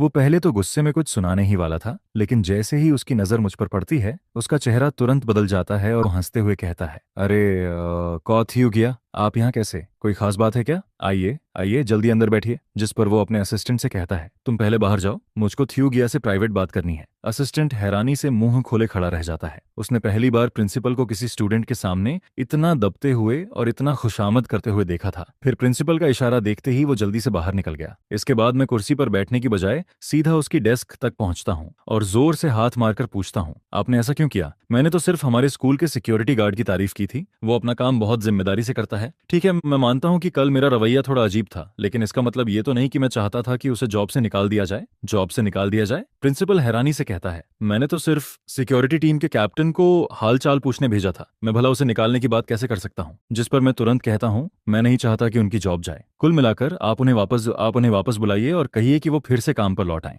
आपने सुना ना, उन्हें वापस बुलाइए। वो सच में अपने काम के प्रति बहुत डेडिकेटेड हैं। ऐसे एम्प्लॉय पर स्कूल को गर्व होना चाहिए। प्रिंसिपल कुछ देर सोच में पड़ जाता है, फिर कहता है, ठीक है, अगर कौ थ्यू गया इतनी जोर देकर कह रहे हैं तो मैं और क्या कह सकता हूँ। लेकिन कौ थान, आगे से ऐसा मत किया करो। हर बार गुस्से में आकर लोगों को बुरा भला कहना अच्छी बात नहीं है। अब तुम बच्चे नहीं रहे, अपने एक्शंस की जिम्मेदारी लेना सीखो। उसकी बातें सुनकर मैं भी चुप हो जाता हूँ और अपने बारे में सोचने लगता हूँ। कुछ देर बाद मैं सिर झुकाकर कहता हूँ, आप सही कह रहे हैं, इस बार गलती सच में मेरी थी। ऐसा करते हैं, जब आप उस गार्ड अंकल को वापस बुलाएं तो उनकी सैलरी भी बढ़ा दीजिए। पैसों की चिंता मत कीजिए, पूरा खर्च मैं दूंगा, इसे मेरी तरफ से बोनस समझ लीजिए। इतना कहकर मैं तुरंत फोन निकालता हूँ और प्रिंसिपल के अकाउंट में पैसे ट्रांसफर कर देता हूँ। इसके बाद मैं खुश होकर प्रिंसिपल ऑफिस से बाहर निकल जाता हूँ। हॉलवे में कदम रखते ही मेरे शरीर से जैसे सारा बोझ उतर जाता है। कम से कम यह मामला अब अच्छे से सुलझ गया था, जिस पर मैं राहत की सांस लेता हूँ और गुनगुनाते हुए क्लासरूम की तरफ बढ़ने लगता हूँ। लेकिन तभी अचानक मेरी टक्कर लूक फीफी से हो जाती है। मैं हैरानी से पूछता हूँ, तुम कहाँ जा रही हो? जिस पर लूक फीफी रुक जाती है और ठंडे चेहरे के साथ मुझे घूरने लगती है। वो अपने हाथ सीने पर बांध लेती है और गोलियों जैसी नजरों से मुझे देखने लगती है। उसकी नजरें देखकर मेरे रोंगटे खड़े होने लगते हैं। आखिरकार वो गुस्से में बोल पड़ती है, तुम प्रिंसिपल ऑफिस में क्या करने गए थे? कहीं तुम जोमियो के लिए तो नहीं गए थे? बोलो, जवाब दो। मैं चौंक कर पूछता हूँ, क्या तुम जोमियो को जानती हो? जिस पर लुक फीफी होंठ भींच कर कहती है, उस लड़की से मेरी बिल्कुल नहीं बनती, मैं उसे कैसे नहीं जानूंगी। इसके बाद वो मुझे और भी गुस्से से घूरती है। कुथान, तुम्हें क्या हो गया है? कोई भी खूबसूरत लड़की दिखती है और तुम्हारी आंखें चमकने लगती हैं, फिर तुम उसके पीछे भागना शुरू कर देते हो। यह सुनकर मुझे सारी बात समझ आ जाती है। तो जिस बड़ी बहन का तुमने पहले जिक्र किया था वो जोमियो ही थी, और उस दिन जब तुम जिद करके कार से उतर गए थे वो भी इसलिए क्योंकि तुम्हें जोमियो दिख गई थी। सही कह रही हो ना? तुमने मुझे सड़क पर छोड़ दिया था सिर्फ उसके लिए। आखिर तुम्हारा मतलब क्या है? अगर मैं तुम्हें पसंद नहीं हूं तो सीधे बोल दो, मैं भी तुम्हारे पीछे पड़ी रहने वाली नहीं हूं। यह कहते कहते उसकी आंखें लाल हो जाती हैं, जिस पर मैं जल्दी से समझाने की कोशिश करता हूं, फीफी ऐसी बात नहीं है, मैं सच में उसे सिर्फ एक फ्रेंड मानता हूं। फ्रेंड? लुक फीफी तुरंत चिल्लाती है, तुम दोनों का वीडियो पूरे कैंपस नेटवर्क पर फैल चुका है। अब कौन है जिसे इसके बारे में नहीं पता? जोमियो ने पहली बार किसी लड़के के साथ ऐसा बर्ताव किया है। वीडियो? मैं हैरान होकर पूछता हूँ, जिस पर वो तुरंत फोन निकालती है और मेरे सामने वीडियो चला देती है। मैं ध्यान से देखता हूँ। वीडियो में मैं और जो म्यू वही खाली मैदान में बात करते हुए नजर आ रहे होते हैं। कैमरा बहुत दूर से रिकॉर्ड कर रहा था, इसलिए आवाज साफ नहीं आती, लेकिन हमारे सारे एक्शन साफ दिखाई दे रहे थे। जो भी इस वीडियो को देखता वो यही सोचता कि हमारे बीच जरूर कुछ चल रहा है। जिस पर मैं तुरंत कहता हूँ, नहीं, तुम गलत समझ रही हो। लेकिन लुक फीफी मानने को तैयार नहीं होती। गलत समझ रही हूँ? क्या तुम उससे मिलने नहीं गए थे? क्या तुम दोनों साथ खड़े होकर बातें नहीं कर रहे थे? और उससे पहले तुमने उससे रास्ता पूछा, फिर उसे थैंक यू बोलने के बहाने खाना खाने बुलाने की कोशिश की। वो लड़की जो म्यू ही थी ना? तुम उसे कितने दिनों से जानते हो और इतनी जल्दी उसके पीछे पागल भी हो गए? इसके बाद वो गुस्से में मेरे सीने पर मुक्के मारने लगती है। मैं वहीं खड़ा रहता हूँ और कोई जवाब नहीं देता। फिर थक कर अपना चेहरा मलता हूँ। आज सुबह जोमी ने मुझे गलत समझा था और अब लुक फीफी भी मेरी बात पर भरोसा नहीं कर रही थी। उधर लुक फीफी भागकर सीढ़ियों के एक अंधेरे कोने में छिप जाती है।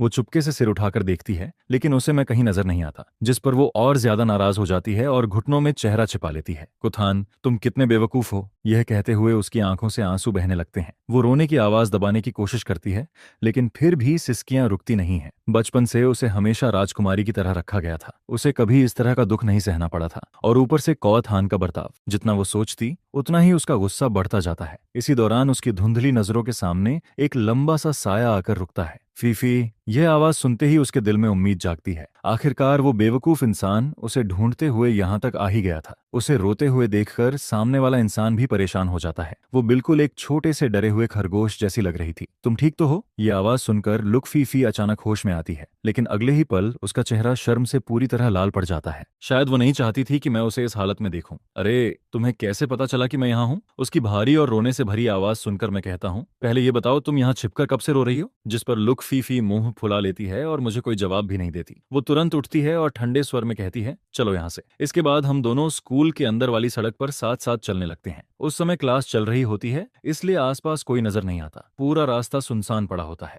जिस पर मैं पूछता हूँ, फीफी, तुम वापस क्लास में जाओगी? वो कुछ देर सोचती है, फिर सिर हिलाकर मना कर देती है, नहीं जाऊंगी, मेरा बिल्कुल मन नहीं है। उसे अच्छी तरह पता था कि उसकी आंखें रो रो कर पूरी सूज चुकी हैं। अगर वो अभी इस हालत में क्लास में जाती तो बाकी स्टूडेंट्स उसका मजाक उड़ाने लगते। हालांकि स्कूल का कैंपस बहुत बड़ा था, लेकिन इस चेहरे के साथ कहीं भी जाना लोगों का ध्यान खींच ही लेता। आखिरकार हम दोनों एक छोटे से पार्क में पहुंच जाते हैं, जिस पर अचानक हम दोनों एक साथ बोल पड़ते हैं, सॉरी, माफ कर दो। यह देखकर हम दोनों कुछ सेकंड तक एक दूसरे को घूरते रहते हैं और फिर हंस पड़ते हैं। मैं मुस्कुराकर कहता हूँ, सॉरी फीफी, मुझे तुम पर गुस्सा नहीं करना चाहिए था। सच कहूं तो मेरे और जो म्यू के बीच कुछ भी नहीं है, हम सिर्फ नॉर्मल फ्रेंड्स हैं। मैंने कभी नहीं चाहा कि वो हमारे बीच आए, और जहां तक उसे खाने पर बुलाने की बात है, वो सिर्फ रास्ता बताने के लिए थैंक यू बोलने का तरीका था। रही बात उस बेकार वीडियो की, तो सच ये है कि मैं वहां से जाने ही वाला था। उसने खुद मेरा हाथ पकड़कर रोका था। शुरू से आखिर तक मैंने उससे दूरी ही बनाए रखी थी। यह सुनकर लुक फीफी धीरे से कहती है, मेरी भी गलती थी, मुझे तुम पर भरोसा करना चाहिए था। असल में मुझे थोड़ी जलन हो रही थी। जब भी मैं तुम्हें जोमी के साथ देखती हूँ मुझे अच्छा नहीं लगता। ऐसा लगता है जैसे तुम्हारी नजरों में मैं हूं ही नहीं, इसलिए मैं इतनी दुखी हो गई थी। वो कुछ पल रुकती है, फिर आगे कहती है, हालांकि मेरा गुस्सा अभी पूरी तरह खत्म नहीं हुआ है, लेकिन तुम मुझे ढूंढने सीढ़ियों तक आए, इसलिए तुम्हारे एफर्ट को पास मार्क्स मिलते हैं, और मैंने भी तुम्हें गलत समझा था। तो चलो इसे बराबरी मान लेते हैं। मैं बड़ी दिलवाली हूँ, इसलिए इस बार तुम्हें माफ कर देती हूँ। यह सुनकर मैं हंस पड़ता हूँ। ठीक है मैडम, अब घर चलते हैं। तुम्हारी आंखें इतनी सूज गई हैं कि जल्दी से आइस लगानी पड़ेगी, वरना कल सुबह उठोगी तो पांडा जैसी दिखोगी। जिस पर लुक फीफी मुझे घूर कर देखती है, लेकिन मैं हंसते हुए उसका कंधा पकड़ लेता हूँ और उसे साथ लेकर घर की तरफ चल पड़ता हूँ। घर पहुंचने के बाद हम दोनों फ्रेश होते हैं। पूरे दिन की भाग दौड़ के बाद थकान भी बहुत हो चुकी थी, इसलिए हम अपने अपने कमरे में जाकर सो जाते हैं। फिर अगली सुबह स्कूल पहुंचते ही मेरी नजर जो म्यू पर पड़ जाती है, जिस पर मैं तुरंत लुक फीफी से कहता हूँ, मैं जो म्यू से 2 मिनट बात करके आता हूँ। कल वाली बात पूरी तरह खत्म नहीं हुई है। यह कहते ही मुझे डर लगता है कि कहीं लुक फीफी फिर से नाराज ना हो जाए, इसलिए मैं जल्दी से जोड़ देता हूँ, बस 5 मिनट, मैं तुरंत वापस आ जाऊंगा। इतना कहकर मैं दौड़ते हुए जो म्यू की तरफ बढ़ जाता हूँ। पीछे लुक फीफी सिर्फ हल्की सी हूं करती है और एक तरफ जाकर मेरा इंतजार करने लगती है। जो म्यू, 1 मिनट रुकना। मेरी आवाज सुनकर वो मुड़ती है और मुस्कुराकर कहती है, गुड मॉर्निंग कोथान, गुड मॉर्निंग। इसके बाद मैं उसे गार्ड अंकल वाली पूरी बात बता देता हूँ, जिस पर वो हैरानी से आंखें बड़ी करके कहती है, मुझे यकीन नहीं हो रहा कि तुम सच में प्रिंसिपल के पास चले गए थे। मैं मुस्कुराकर जवाब देता हूँ, मैंने उनसे गार्ड अंकल को वापस रखने के लिए कह दिया है, इसलिए अब तुम फिक्र मत करो। यह सुनकर जो म्यू राहत की सांस लेती है। फिर वो शर्मिंदा होकर कहती है, मुझे माफ कर देना, मैंने तुम्हें गलत समझ लिया था, सच में मुझे बहुत अफसोस है। मैं हंसकर कहता हूँ, अरे इतनी सी बात के लिए माफी कैसी, ठीक है अब मैं क्लास में जा रहा हूँ, फिर मिलते हैं। इतना कहकर मैं हाथ हिलाता हूँ और वापस लुक फीफी के पास लौट जाता हूँ। कुछ ही देर बाद हम अपनी क्लास के दरवाजे तक पहुंच जाते हैं, लेकिन जैसे ही मैं अंदर जाने लगता हूँ मेरी नजर फिर से झो म्यू पर पड़ती है। मैं हैरान हो जाता हूँ। क्लास शुरू होने में सिर्फ 1 मिनट बचा था, फिर भी वो अपनी क्लास में नहीं जा रही थी। यह देखकर मेरी जिज्ञासा बढ़ जाती है, जिस पर मैं चुपचाप उसके पीछे चल पड़ता हूँ। उधर दूसरी तरफ लुक फीफी अपनी सीट पर बैठते ही मुस्कान गायब कर देती है। उसकी जगह एक ठंडी और खतरनाक एक्सप्रेशन आ जाता है। एनगोथियन। उसकी आवाज सुनते ही एनगोथियन घबराकर उसके पास पहुंचती है। जी बिग मिस।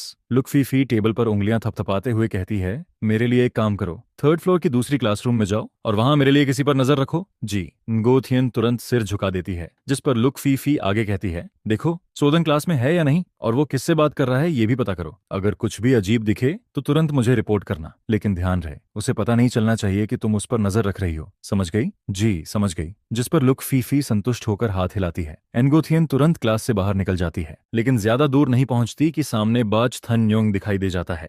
बाच थन योंग 2nd ईयर का सबसे हैंडसम लड़का माना जाता था, साथ ही वो लुक फीफी का सबसे बड़ा एडमायरर भी था। वो हमेशा खुद को उसका फ्यूचर बॉयफ्रेंड समझता था।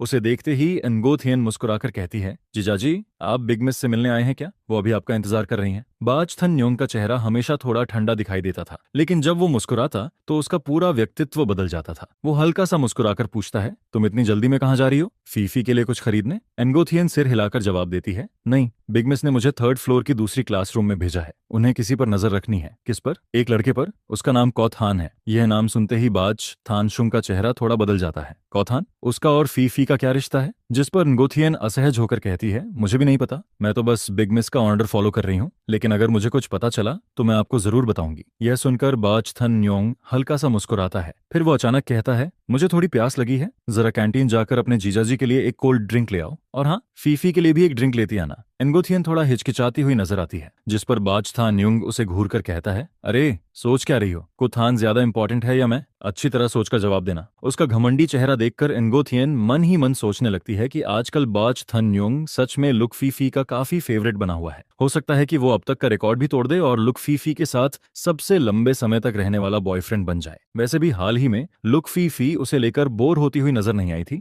और न ही उसने किसी नए टारगेट में इंटरेस्ट दिखाया था। काफी सोच विचार करने के बाद एनगोथियन को भी यही लगता है कि फिलहाल बाच थाना न्यूंग का वजन ज्यादा है, जिस पर वो तुरंत मुस्कुराकर कहती है, ये भी कोई कोई पूछने वाली बात है? बिल्कुल जीजा जी, सबसे इम्पोर्टेंट है। मैं अभी ड्रिंक लेकर आती हूँ। अब बिल्कुल चिंता मत कीजिए, जब तक आप यहाँ हैं फीफी दीदी नाराज नहीं होंगी। यह सुनकर बाज थान न्योंग संतुष्ट होकर सिर हिलाता है। अच्छा, अब जल्दी जाओ, बातें बनाना बंद करो। एनगो थियन तुरंत वहां से निकल जाती है। जब बाज थन न्योंग देख लेता है कि वो सच में कैंटीन की तरफ जा रही है, तब जाकर वो अपनी नजरें हटाता है और आराम से क्लास के अंदर प्रवेश करता है। फीफी अंदर आते ही वो सीधा लुक फीफी के पास पहुंच जाता है। वैसे लुक फीफी के बगल वाली सीट हमेशा खाली रहती थी, क्योंकि वो सीट सिर्फ उसके बॉयफ्रेंड के लिए रिजर्व्ड मानी जाती थी, जिस पर बाज थन न्योंग बिना पूछे कुर्सी खींचकर बैठ जाता है और उसका कंधा पकड़कर उससे चिपकने लगता है। लेकिन लुक फीफी की तरफ से कोई रिएक्शन नहीं आता। यह देखकर उसे कुछ अजीब महसूस होता है। जब वो ऊपर देखकर उसका चेहरा देखता है तो उसकी रूह तक कांप जाती है। लुक फीफी का एक्सप्रेशन पूरी तरह बर्फ जैसा ठंडा था, जिस पर वो जल्दी से पूछता है, फीफी क्या हुआ? किसी ने तुम्हें परेशान किया है क्या? लेकिन लुक फीफी पहले से ही चिड़चिड़ी हुई बैठी थी। ऊपर से उसका चेहरा देखते ही उसका मूड और खराब हो जाता है। तुम यहाँ क्या करने आए हो? जिस पर बाज थन न्योंग प्यार भरी नजरों से कहता है, तुम्हारी याद आ रही थी इसलिए आ गया। लेकिन लुक फीफी उसकी बातों पर बिल्कुल ध्यान नहीं देती। उसका पूरा ध्यान कहीं और ही अटका हुआ था। यह देखकर बाज थन न्योंग अंदर ही अंदर बेहद नाराज हो जाता है। उसे साफ महसूस हो रहा था कि लुक फीफी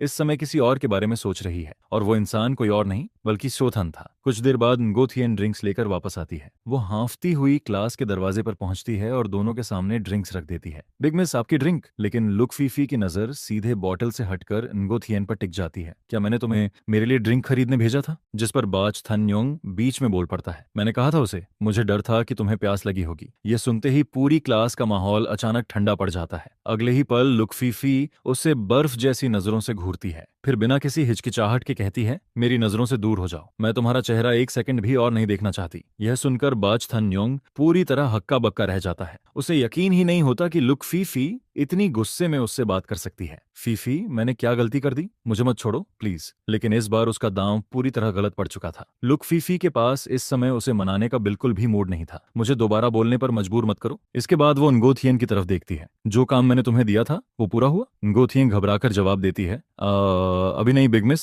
मैं अभी जाती हूँ। इसी दौरान बाज थन न्योंग उसे घूरते हुए पूछता है, तो इसका मतलब तुम मुझसे ब्रेकअप करना चाहती हो? उसे अब भी उम्मीद थी कि शायद उसने गलत सुना हो, लेकिन लुक फीफी बिना झिझक सिर हिला देती है। हाँ हाँ, आज से हमारा ब्रेकअप हो गया, और अगर समझदार हो तो दोबारा मेरे सामने मत आना। यह सुनते ही बाज थन न्योंग का चेहरा सफेद पड़ जाता है। वो समझ ही नहीं पाता कि लुक फीफी इतनी बेरहम कैसे हो सकती है। हालांकि उसने पहले भी लोगों से सुन रखा था कि लुक फीफी का स्वभाव ऐसा ही है। जब तक वो किसी को पसंद करती है उसे सिर आंखों पर बिठाकर रखती है, लेकिन जिस दिन इंटरेस्ट खत्म हो जाता है उसी दिन वो बिना पीछे देखे रिश्ता खत्म कर देती है। फिर भी बाज थन न्योंग हमेशा खुद को बाकी लोगों से अलग समझता था। उसे लगता था कि वो स्पेशल है, लेकिन अब उसकी सारी गलतफहमियां टूट चुकी थीं। उधर क्लास के बाकी लड़कों के लिए यह खबर किसी फेस्टिवल से कम नहीं थी, क्योंकि लुक फीफी फिर से सिंगल हो चुकी थी, जिस पर कई लड़के तुरंत बाज थाना न्योंग का मजाक उड़ाने लगते हैं। अरे भाई, अब तो निकल लो, इतनी बेइज्जती के बाद भी यहीं खड़े हो? तुम्हारा चेहरा एस्फॉल्ट रोड से भी ज्यादा मोटा है क्या? बिग मिस ने साफ मना कर दिया।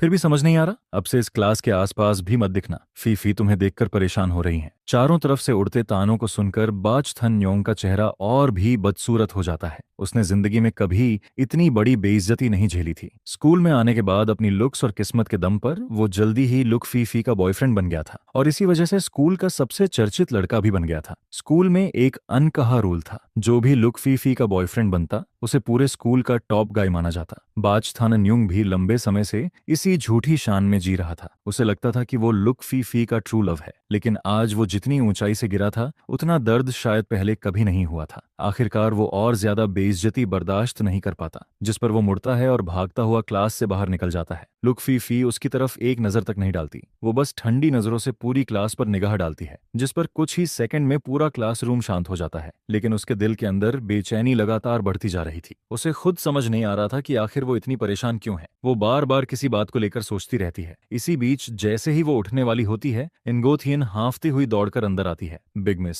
जिस इंसान पर नजर रखने के लिए आपने मुझे भेजा था वो अपनी क्लास में नहीं है। मैं उस क्लास के सारे स्टूडेंट्स से पूछताछ कर चुकी हूँ, जिसके जवाब में वो लोग बताते हैं कि वह जैसे ही क्लास में आता है वैसे ही तुरंत बाहर निकल गया था, और फिर उसके बाद तो ऐसे गायब हो गया जैसे हवा में उड़ गया हो। यह कहते हुए लू फीफी की आवाज बिल्कुल ठंडी पड़ गई थी। क्या? जिस पर सबको पता चलता है कि वह क्लास में था ही नहीं। लेकिन अगर वह क्लास में नहीं था तो आखिर गया कहाँ? ये सोचकर लू फीफी का दिल लगातार बेचैन होता जा रहा था, जिसे देखकर ऐसा लग रहा था कि उसका बुरा अंदेशा सच साबित हो रहा है। इस बारे बारे में तो मैं भी कुछ नहीं जानती दीदी। जिस पर वू कियन भी अंदर ही अंदर काफी हैरान हो रही थी। आखिर यह गु चेन नाम का लड़का है कौन, और उसका लू फीफी के साथ ऐसा कौन सा रिश्ता है जिसकी वजह से बड़ी मिस इतनी ज्यादा परेशान और फिक्रमंद दिखाई दे रही है। जिस पर लू फीफी अपनी भौहें कसकर सिकोड़ती है, फिर अचानक खड़ी होकर सख्त आवाज में आदेश देती है, चाहे पूरा स्कूल उलट पुलट करना पड़े, लेकिन उसे ढूंढकर मेरे सामने लाओ। यह सुनकर सब लोग दंग रह जाते हैं। क्या गु चेन ने कोई बहुत बड़ी गलती कर दी थी, क्योंकि यह पहली बार था जब किसी ने लू फीफी को इतना ज्यादा गुस्से में देखा था। उसका चेहरा बेहद खराब दिखाई दे रहा था और उसकी आंखों में साफ गुस्सा नजर आ रहा था, जिसे देखकर वो कियन के माथे पर पसीने की बूंदें मैगर निकलने लगती हैं।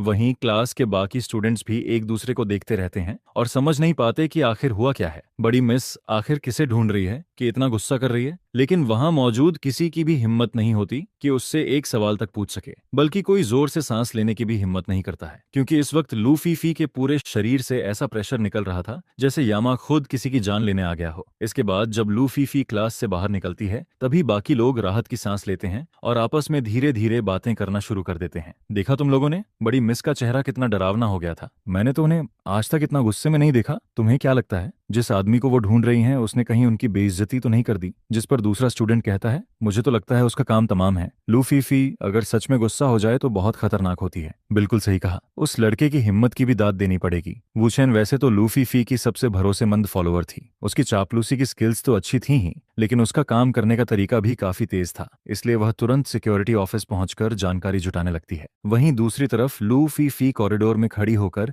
बेचैनी से इंतजार कर रही होती है। उसका दिल आग की तरह जल रहा था, लेकिन उसे समझ नहीं आ रहा था कि अब क्या करे। जिस पर वह पास की एक क्लास में जाकर बैठ जाती है और वू कियन के लौटने का इंतजार करने लगती है। कुछ देर बाद वू कियन वापस आकर रिपोर्ट तो देती है, आज कोई भी स्टूडेंट स्कूल से बाहर नहीं गया है, यानी गु चेन अभी भी स्कूल के अंदर ही होना चाहिए। यह सुनकर लू फीफी का चेहरा थोड़ा शांत पड़ता है, जिसके बाद वह तुरंत आदेश देती है, फिर पूरे कैंपस की तलाशी लो, चाहे कुछ भी करना पड़े, गु चेन को ढूंढकर मेरे सामने लाओ। जिस पर पूरा कैंपस खंगालना शुरू कर दिया गया। हालांकि शांगदे स्कूल का कैंपस बहुत बड़ा था, लेकिन लू फीफी के प्रभाव के सामने किसी एक इंसान को ढूंढना कोई मुश्किल काम नहीं था। लेकिन हैरानी की बात यह थी कि काफी देर तक तलाश करने के बाद भी गु चेन का कोई पता नहीं चला। जिस पर वू चेन वापस आकर रिपोर्ट देती है कि उन्हें कुछ भी नहीं मिला। यह सुनते ही लू फीफी गुस्से से उसे घूरने लगती है, कैसे नहीं मिला? जिस पर वू चेन के माथे से लगातार पसीना बहने लगता है, लेकिन फिर भी वह कांपती आवाज में जवाब देती है, हमने हर जगह तलाश की, टीचर्स ऑफिस और स्टूडेंट डॉर्मेटरी तक की तलाशी ले ली, लेकिन उसका कहीं कोई निशान नहीं मिला। तो क्या वह स्कूल छोड़कर चला गया? जिस पर लू फीफी तुरंत जवाब देती है, अगर वह बाहर गया होता तो सिक्योरिटी गार्ड्स उसे जरूर देखते। वू कियन जल्दी से कहती है, हो सकता है उसने किसी और रास्ते से निकलकर गार्ड्स को चकमा दे दिया हो। यह सुनकर लू फीफी कुछ देर सोच में पड़ जाती है। गु चेन अभी ज्यादा समय पहले ही स्कूल में आया था, ऐसे में उसे स्कूल के गुप्त रास्तों के बारे में कैसे पता हो सकता था? लेकिन फिलहाल यही सबसे तर्कसंगत जवाब लग रहा था, वरना क्या गु चेन सचमुच हवा में गायब हो गया था? मैं इन अंधविश्वास वाली बातों पर यकीन नहीं करती, इसलिए कोई भूत प्रेत वाली बात नहीं हो सकती, लेकिन इसके बावजूद उसके मन की बेचैनी खत्म नहीं होती। वह बिना कुछ बताए आखिर कहाँ चला गया? अगर उसके साथ कुछ बुरा हो गया हो तो? यह सोचकर उसका दिल और ज्यादा घबराने लगता है। वह आगे सोचना भी नहीं चाहती थी। जिस पर वो केन अचानक कुछ याद करते हुए बोलती है, आह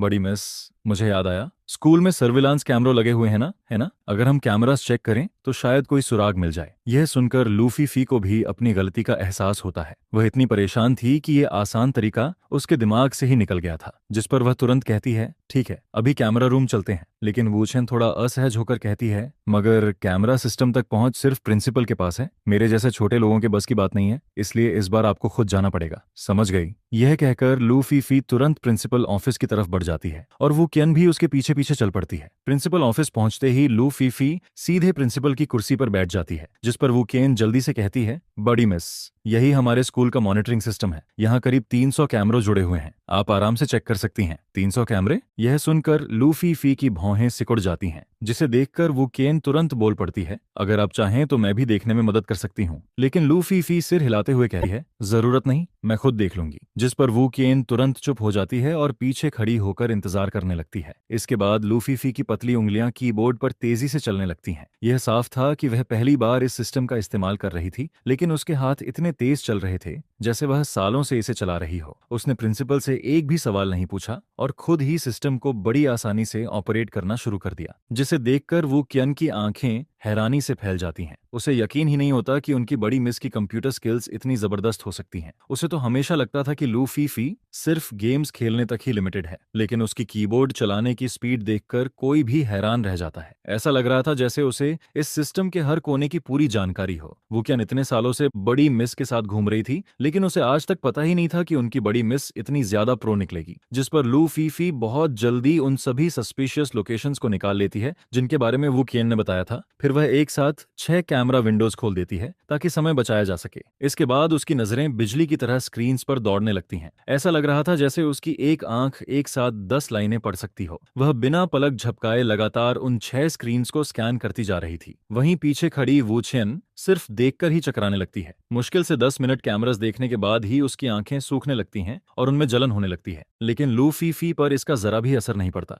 बल्कि वह तो प्लेबैक स्पीड और भी ज्यादा बढ़ा देती है। इसके बाद कई मिनट और गुजर जाते हैं। वो केन को लगने लगता है कि उसका दिमाग फटने वाला है, लेकिन वह हिम्मत करके भी आलस नहीं दिखा सकती थी, इसलिए मजबूरी में कैमरों को घूरती रहती है। तभी अचानक लू फीफी जोर से चिल्लाती है, आ मिल गया। जिस पर वू केन बुरी तरह चौंक जाती है और तुरंत स्क्रीन के पास पहुंचती है। फिर कैमरा फुटेज में दिखाई देता है कि मैं स्कूल के पीछे पहाड़ी वाले रास्ते से आराम से बाहर निकलता हुआ आ रहा हूं। मेरे हाथ में एक कोल्ड ड्रिंक भी थी और मेरे चेहरे पर बिल्कुल आराम वाला एक्सप्रेशन था, जैसे मैं किसी वेकेशन से लौट रहा हूं। जिसे देखकर लू फीफी जोर से मेज पर उंगली मारती है। उसके चेहरे पर जमा तनाव आखिरकार थोड़ा कम होता है, लेकिन साथ ही वह मन ही मन गुस्से से बड़बड़ाती है। ये बेवकूफ आखिर पीछे पहाड़ पर जाकर क्या कर रहा था? गुचेन, तुम्हारी वजह से मैं पागल होने वाली थी। जिस पर वू केन बड़ी मिस के चेहरे को देखती है, जिसमें गुस्सा भी था और चिंता भी। फिर वह धीरे से पूछती है, बड़ी मिस, अब हम पीछे पहाड़ पर जाकर उसे पकड़ें क्या? लू फीफी गहरी सांस लेती है और अपने दिल की उथल पुथल को दबाने की कोशिश करती है।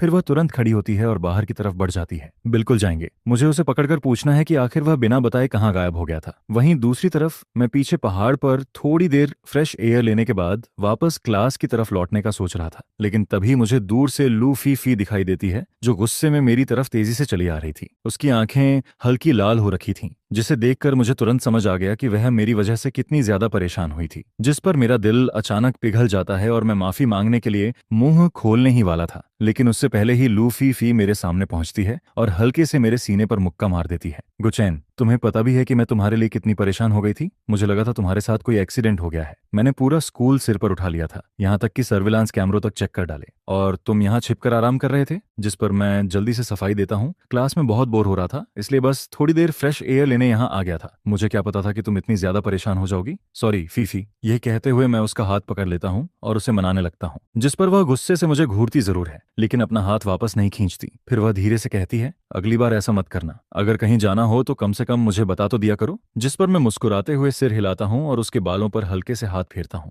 ठीक है, मेरी होने वाली वाइफ। यह सुनते ही लू फीफी का चेहरा टमाटर की तरह लाल हो जाता है। फिर वह शर्माते हुए मुझे हल्का सा धक्का देती है। कौन है तुम्हारी होने वाली वाइफ? ज्यादा उड़ो मत। जिसे देखकर मेरे दिल में एक गर्माहट सी फैल जाती है। शुरुआत में यह एंगेजमेंट सिर्फ मजबूरी में हुई थी, फिर हम दोनों हर बात पर लड़ते रहते थे। उसके बाद जो मियाओ की वजह से कई गलतफहमियां भी पैदा हुई थीं, लेकिन अब जाकर मुझे एहसास हुआ था कि मैं कब का लू फीफी से प्यार करने लगा था। जहां तक जो मियाओ की बात थी, वहां सब कुछ साफ हो चुका था। हम दोनों सिर्फ अच्छे दोस्त थे और वह मेरे फैसले की इज्जत करती थी। जिस पर उसने मुस्कुराकर मुझे और लू फीफी को शुभकामनाएं भी दी थीं। वहीं यूशिन पहले की तरह ठंडी और शांत रहती थी। कभी कभी मुलाकात होती तो बस एक साधारण हेलो बोल देती थी। हम दोनों हमेशा अच्छे क्लासमेट्स की तरह ही रहते थे। और जहां तक उस सिक्योरिटी गार्ड अंकल की बात थी, जिन्हें गलतफहमी में नौकरी से निकाल दिया गया था, मैंने सिर्फ प्रिंसिपल से उन्हें वापस नौकरी पर रखने को नहीं कहा, बल्कि अपनी जेब से उन्हें कंपेंसेशन भी दिया और उनकी सैलरी भी बढ़वा दी। जिस पर वह अंकल भावुक होकर बार बार मेरा धन्यवाद करते रहते हैं। उस घटना के बाद मुझे भी एक बड़ी सीख मिली थी। सिर्फ इसलिए कि कोई अमीर फैमिली से आता है, इसका मतलब ये नहीं कि वह जो चाहे कर सकता है।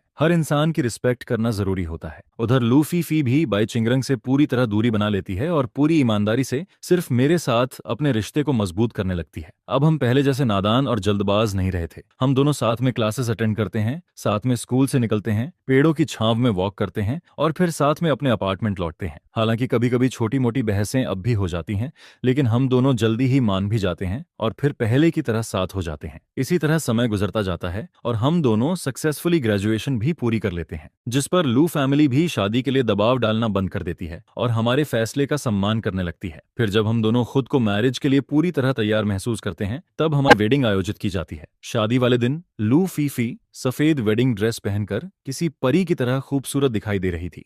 उसकी आंखें मुस्कुरा रही थीं और उनमें एक बेहद कोमल प्यार भरा हुआ था, जिस पर मैं धीरे से उसका हाथ पकड़ता हूँ। सब लोगों की मौजूदगी और आशीर्वाद के बीच मैं गंभीर आवाज में कहता हूँ, लू लू फीफी, बचपन से हम दोनों हर दिन लड़ते रहे हैं। मुझे हमेशा लगता था कि हम सिर्फ बचपन के राइवल ही बने रहेंगे, लेकिन आज मुझे एहसास होता है कि तुम ही वह इंसान हो जिसके साथ मैं पूरी जिंदगी बिताना चाहता हूँ। आने वाले हर दिन मैं तुम्हारी रक्षा करूंगा, तुम्हें प्यार करूंगा और जिंदगी भर तुम्हारा साथ नहीं छोड़ूंगा। जिस पर लू फीफी की आंखें नम हो जाती हैं। फिर वह चमकती मुस्कान के साथ जवाब देती है, गुचैन, मैं तैयार हूँ। नीचे बैठे लू फैमिली के सभी लोग यह दृश्य देखकर संतुष्टि से मुस्कुराते हैं। ग्रैंडपा लू के चेहरे पर भी गर्व साफ दिखाई देता है। घर के सर्वेंट्स भी खुशी से तालियां बजाने लगते हैं। वहीं झो मियाओ और यूशिन गेस्ट बनकर हमारी शादी में आते हैं और दिल से हमें शुभकामनाएं देते हैं। इसके बाद हमारी मैरिड लाइफ भी बेहद खुशहाल तरीके से आगे बढ़ती है। कभी कभी हम दोनों बचपन के उन दिनों को याद करते हैं जब हर छोटी बात पर लड़ाई हो जाती थी। और आखिर में मुझे एक बात पूरी तरह समझ आ जाती है, दुनिया का सबसे खूबसूरत प्यार हमेशा किसी फिल्म की तरह धमाकेदार मुलाकातों से नहीं शुरू होता। कभी कभी सबसे सच्चा प्यार वही होता है जो बचपन से चुपचाप आपके साथ चलता रहता है। और शायद चिंगमे झुमा यानी चाइल्डहुड स्वीट हार्ट्स का प्यार ही ऐसा प्यार होता है जो सबसे ज्यादा लंबा और सबसे ज्यादा खूबसूरत साबित होता है।